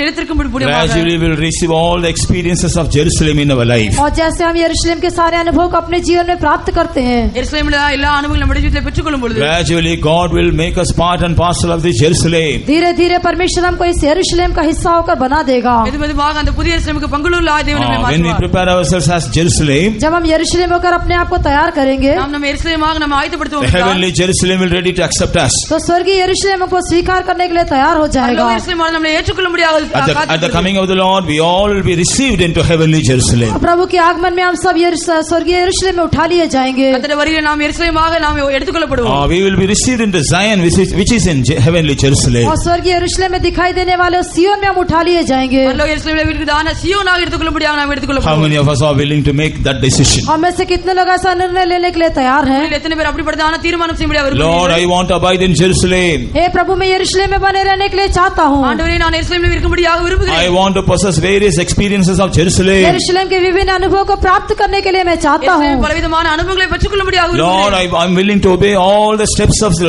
of truth. हे प्रभु, सच्चाई के सारे कदमों का पालन करने के लिए मैं चाहता हूँ। அந்த எருசலேமை பெற்றுக்கொள்ளும்படியாக பல படிகளை படிப்பிக்கும்படியாக I விரும்புகிறேன். want to obey all the spiritual steps. सारे आत्मिक अनुभवों को, सारे आत्मिक कदमों को मैं पालन करने के लिए चाहता हूँ। எல்லா ஆவிக்குரிய படிகளை கற்றுக்கொள்ளும்படியாக நான் If விரும்புகிறேன். we make such a decision and surrender ourselves in the hands of यदि God, हम इस प्रकार का निर्णय लेके परमेश्वर के हाथ में अपने आप को समर्पण करेंगे तो இப்படியாக நீங்க தீர்மானம் பண்ணி நீங்களே ஒப்புக் கொடுப்பீர்கள் என்றால் God will bless us from heaven. परमेश्वर हमें स्वर्ग से आशीष करेगा। தேவன் நம்மை பரலோகத்திலிருந்து God will ஆசீர்வதிப்பார். strengthen us from heaven. परमेश्वर हमें स्वर्ग से बलवंत करेगा। தேவன் நம்மை பரலோகத்திலிருந்து At பலப்படுத்துவார். the close of this meeting also, God will shower His grace upon us. इस आराधना के अंत में परमेश्वर अपने अनुग्रह को हमारे जीवन में उंडेलेगा। ஆராதனை முடிவிலே தேவன் நம்முடைய அளவில்லாத கிருபை நம்மை How பொழிவார். many of us are willing to make that decision? हम में से कितने लोग ऐसा निर्णय लेने के लिए तैयार हैं? உங்களில் எத்தனை பேர் அந்த தீர்மானத்தை எடுக்க முடியாது? All those who have decided to make that decision, will you please stand on your knees for a जो while? लोग ऐसा निर्णय लेने के लिए तैयार हो गए, ऐसे लोग तो घुटनों पे केवल थोड़ी देर खड़े हो जाएं। அப்படிமான தீர்மானம் எடுக்கிறவர்கள் விரும்புகிறவர்கள் நீங்கள் எல்லாரும் முழங்காலில் By நில்லுங்கள். accepting our decision, the Lord wants to fill us a new grace and new strength. हमारे निर्णय को स्वीकार करने के द्वारा परमेश्वर हमको नया अनुग्रह, नया बल देने के लिए चाहता है। இந்த தீர்மானத்தை ஏற்றுக்கொண்டு நம்முடைய புதிய கிருபையை புதிய பலத்தை தரும்படியாக விரும்புகிறார். He will help us to come to Jerusalem very often. वो हमें यरूशलेम में बार बार आने के लिए सहायता करेगा। அடிக்கடியாக எருசலேமுக்கு வரும்படியாக தேவன் நமக்கு உதவி He will செய்வார். grant us grace to come and abide in Jerusalem. यरूशलेम में आकर रहने के लिए प्रभु हमको अनुग्रह देगा। எருசலேமிலே வந்து நிலைத்திருக்கும்படியாக தேவன் உதவி And செய்வார். as we abide in Jerusalem, He will gradually change us as the part and parcel of Jerusalem. और जैसे जैसे हम यरूशलेम में वास करेंगे तो यरूशलेम का भाग होकर, हिस्सा होकर बदलने के लिए हमारी सहायता करेगा। எருசலேம் எப்படியாக வரும் அப்படியாக அதில் பங்குள்ளவர்களாக மாறும்படியாக Yes, தேவன் the உதவி Lord is செய்வார். very glad to see our decision. हाँ, परमेश्वर हमारे निर्णय को देखने के लिए बहुत ही आनंदित है। தீர்மானத்தை பார்க்கும்படியாக அவர் விருப்பமுடையவராக இருக்கிறார். By seeing our decision, He is very glad. हमारे निर्णय को देखकर वो आनंदित है। நம்முடைய தீர்மானத்தை கண்டு அவர் So விருப்பமுடையவராக He wants இருக்கிறார். to bless us and He wants to send us. वो हमको आशीष करके भेजने के लिए चाहता है। நம்முடைய ஆசீர்வாதத்தை அனுப்பும்படியாக விரும்புகிறார். Shall we all open our mouth and tell the Lord our decision? हम अपने मुंह खोल के परमेश्वर को अपना निर्णय बता देंगे। நம்முடைய வாயை திறந்து நம்முடைய தீர்மானத்தை எடுத்து Shall we all சொல்லுவோம். confess our decision to the Lord? परमेश्वर के सामने अपने निर्णय को हम कबूल करेंगे। தீர்மானத்தை நாம் அவரிடத்தில் அறிக்கை செய்வோம். Then the Lord will come closer to us. तब प्रभु हमारे निकट आएगा। அப்பொழுது தேவன் நம்மை நெருங்கி வருவார். He will touch us. वो हमें छू लेगा। அவர் நம்மை தொடுவார். When the hand of the Lord touches us, जब परमेश्वर का हाथ हमको छू लेगा அப்பொழுது தேவனுடைய கரம் நம்மை we will தொடும். receive a new strength. तो हम एक नया बल को पालेंगे। அப்பொழுது புதிய பலத்தை We will பெற்றுக்கொள்வோம். receive new grace. हम एक नया अनुग्रह को पाएंगे। புதிய கிருபையை We will பெற்றுக்கொள்வோம். receive new revelation. हम नए प्रकाशन को पाएंगे। புதிய வெளிப்படுத்தலை We will பெற்றுக்கொள்வோம். receive new vision about Jerusalem. यरूशलेम के बारे में हमको एक नया दर्शन मिलेगा। எருசலேமை குறித்து புதிய தரிசனம் பெற்றுக்கொள்ளலாம். Let us confess our decision to God. परमेश्वर के सामने अपने निर्णय को मान ले। ஆகையால் நம்முடைய தீர்மானத்தை நாம் தேவனுக்கு Let us முன்பாக confess our decision to God and submit ourselves in the hands of God. परमेश्वर के सामने अपने निर्णय को कबूल करके अपने आप को प्रभु के हाथ में समर्पण कर दे। நம்முடைய தீர்மானத்தை இயேசுவுக்கு முன்பாக அறிக்கை செய்து நாம் Our God of Jerusalem is here to bless us and send us. यरूशलेम का परमेश्वर यहाँ पर हमको आशीष करके भेजने के लिए आया हुआ है। எருசலேம் தேவன் நம்மை ஆசீர்வதித்து நம்மை அனுப்பும்படியாக Yes, the King of Jerusalem is moving in our midst. हाँ, वो यरूशलेम का राजा हमारे बीच में मंडला रहा है। எருசலேமின் ராஜா நம்முடைய மத்தியில் உலாவிக் Yes, கொண்டிருக்கிறார். He is hearing your cry. हाँ, वो हमारी पुकार को सुन रहा है, நம்முடைய அழுகையை கண்டு கொண்டிருக்கிறார். He is hearing your voice. वो आपकी आवाज को सुन रहा है, நம்முடைய சத்தத்தை He கேட்கிறார். is hearing your confession. वो आपके इकरार को सुन रहा है। நம்முடைய அறிக்கையை கேட்டு Yes, He is கொண்டிருக்கிறார். coming closer to you to bless you. हाँ, वो आपको आशीष करने के लिए आपके निकट आ रहा है, ஆசீர்வதிக்கும்படி அவருடைய அருகாமையில் He வந்து is coming கொண்டிருக்கிறார். closer to you to strengthen you. आपको बलवंत करने के लिए आपके निकट आता है, உன்னை பலப்படுத்தும்படி அவருடைய He is coming அருகாமையில் closer to you to fill you with new grace and strength. नया अनुग्रह नया सामर्थ्य आपको भरने के लिए आपके निकट आता है। கிருபையினால் பலத்தினால் இருக்கும்படி அவருடைய அருகில் வந்திருக்கிறார். Let us receive that grace of और God. परमेश्वर के उस अनुग्रह को पालेंगे। நாம் அந்த தேவனுடைய கிருபையை பெற்றுக்கொள்வோம். He said He is unchanging yesterday, today and forever. उसने कहा है कि वो आजकल और युगानुयुग न बदलने वाला परमेश्वर है। அவர் சொன்னது என்னவென்றால் நாம் நேற்றும் இன்றும் என்றும் மாறாதவராய் Yes, His இருக்கிறோம். grace also will never change. हाँ, उसका अनुग्रह भी कभी नहीं बदलेगा। நாம் அவருடைய கிருபையை மாறாதவைகள். His purpose concerning us will never change. हमारे बारे में उसका उद्देश्य भी कभी नहीं बदलेगा। நாம் நோக்கம் மாறாதவைகள். His hope that He has given us, He has on us will never change. और उसने जो हमको दिए हुए वायदे वो कभी नहीं बदलेंगे। அவர் நம்மில் கொடுத்தான வாக்குத்தத்தத்திலே மாறாத தேவனாய் Come on, let's இருக்கிறார். all yield ourselves in the hands of हम अपने God. आप को परमेश्वर के हाथों में समर्पण कर देंगे। நாம் நம்மை முற்றிலுமாக தேவனுடைய கரத்தில் ஒப்புக் கொடுப்போமாக. Receive His grace. उसके अनुग्रह को पाले, அவருடைய கிருபையை Receive பெற்றுக்கொள்வோம். His new anointing. उसके नए अभिषेक को पाले, அவருடைய புதிய அபிஷேகத்தை Receive பெற்றுக்கொள்ளுங்கள். His new strength. उसके नए बल को हम पालेंगे। புதிய பலத்தை பெற்றுக்கொள்ளுங்கள். When the Lord begins to bless you, जब प्रभु आपको आशीष देना आरंभ करेगा, தேவன் உங்களை ஆசீர்வதிக்க ஆரம்பிப்பார். realizing His grace, you also will bless Him. You will also praise Him and glorify Him. तो उसके अनुग्रह को पाकर आप भी उसको स्तुति कर पाएंगे, उसकी महिमा कर पाएंगे। அவருடைய கிருபையை பெற்று அவரை ஆசீர்வதி அவரை You also will rejoice in His presence, and you will be renewing yourself in the presence of आप God. भी उसके सम्मुख में आनंदित होकर अपने आप को उसके सम्मुख में नया कर लोगे। அவருக்குள்ளாக கலிக்குள் நீங்கள் புதிதாக்கப்படுவீர்களாய் மாறுவீர்கள். Yes, the Lord is moving in our midst. हाँ, प्रभु हमारे बीच में मंडला रहा है। தேவன் நம்முடைய மத்தியில் Let's all உள்ளார். yield ourselves to Him and receive His blessing. हम सब अपने आप को उसके हाथों में समर्पण करते उसके आशीष को पालेंगे। அவருக்கு எல்லாரும் ஒப்புக் கொடுத்து அவருடைய ஆசீர்வாதத்தை பெற்றுக்கொள்வோம். Hallelujah, hallelujah. Shida bakara bakara bakara bankadida. Lakadida bakadida bakara bakara banakadida bakara bakatido. Amen. Let our hearts be filled with His gratitude. हमारा हृदय शुक्रगुजारी से भर जाए। We are unworthy people, हम तो अयोग्य लोग but हैं, God has a great purpose concerning us. लेकिन हमारे बारे में प्रभु का एक बड़ा उद्देश्य है। He has chosen us for Jerusalem and Zion. उसने यरूशलेम और सिय्योन के लिए हमको चुन लिया He है। has brought us to Jerusalem. वो हमें यरूशलेम में लेकर आया। He wants to make us a Jerusalem. वो हमें यरूशलेम होकर बनाना चाहता है। He wants to import all the aspects of Jerusalem in us. यरूशलेम के सारे पहलुओं को हमारे जीवन में देना चाहता है। Let our hearts be filled with gratitude. हमारा हृदय शुक्रगुजारी से भर जाए। Realizing all the goodnesses the Lord is doing for us, let our hearts be filled with gratitude. हमारे जीवन में करने वाली भलाइयों को याद करते हमारा हृदय शुक्रगुजारी से भर Let जाए। us praise God. हम प्रभु की स्तुति करते Let us रहें, glorify प्रभु God. की महिमा करें, Let us rejoice in God. प्रभु में आनंदित हो Let जाए, us exalt the name of Prabhu God. के नाम को हम ऊंचा करें। Hallelujah.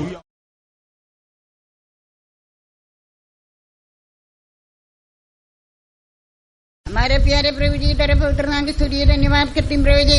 आज के दिन परमेश्वर का जो मैं परमेश्वर हम लोग आया परमेश्वर से अनुग्रह प्राप्त करने के लिए परमेश्वर हर एक लोग परमेश्वर योग्य बनाया। परमेश्वर कितना लोग ये मौका नहीं मिला है, लेकिन परमेश्वर हम लोग कई लोग परमेश्वर अनुग्रह के हुजूर में बैठने के लिए परमेश्वर का वास के मुताबिक जीने के लिए परमेश्वर आज भी परमेश्वर हमको अनुग्रह दिया। परमेश्वर पिछले हफ्ता पूरा परमेश्वर संभाला, ये नया परमेश्वर नया दिन दिया है। परमेश्वर के अनुग्रह के बात सुनने के लिए आशीष पाने के लिए परमेश्वर करवा दिया। कलीसिया में परमेश्वर गीत दिया, परमेश्वर गवाही दिया है। कितना लोग गवाही में कई बात बोला है, उसके मुताबिक परमेश्वर उनको आशीष करके देना है। हर एक लोग परमेश्वर गवाही के द्वारा अनुग्रह प्राप्त करके एक एक दिन में आगे जाने के लिए परमेश्वर अपना बच्चे लोग परमेश्वर कृपा देने के लिए धन्यवाद करते हैं प्रभु जी। आज भी परमेश्वर के दासन के द्वारा परमेश्वर इस्लाम के बारे में कई बात हमको परमेश्वर आज हमारे बीच में बात किया है, इसलिए परमेश्वर का ये इस्लाम के कई अनुभव हम लोग योग्य अनुभव करके आगे जाने के लिए परमेश्वर दिया चेतावनी के लिए हम धन्यवाद करते हैं प्रभु जी। हर एक दिन में परमेश्वर हमारे साथ रहना, बड़ा काम करना है। परमेश्वर के वचन से कई सच्चाई हम सुना है, इसलिए सच्चाई के मुताबिक विश्वास योग्य से रहने के लिए अपना लोग परमेश्वर कृपा देना, उनके जीवन और भक्ति के लिए सब कुछ देना है। परमेश्वर के सच्चाई कोई भी भूलना बिना सच्चाई के मुताबिक विश्वास योग्य से आगे रहने के लिए आगे जाने के लिए अपना लोग कृपा देना। परमेश्वर एक दिन में परमेश्वर अपना लोग चलाता है, कितना आपत्ति विपत्ति से बचाता है। इसलिए परमेश्वर इस्लाम के बारे में कई बात आज भी हम परमेश्वर दिया, इसलिए अंत तक परमेश्वर उसके साथ रह के जीवन बिठाने के लिए परमेश्वर करवा देना। अभी अपना लोग जाता है उनके साथ भी रहना, हमारा हर एक विश्वास लोग संभालना, सारे रीति से उनको ऊंचा करना, पवित्र करना, परमेश्वर का दूसरा आगमन के लिए तैयार कर, यीशु के नाम से मांगते हैं। Amen. Now may the grace of our Lord and Savior Jesus Christ, the love of God and the sweet fellowship of the Holy Spirit rest and abide with us until Jesus returns in glory. Amen.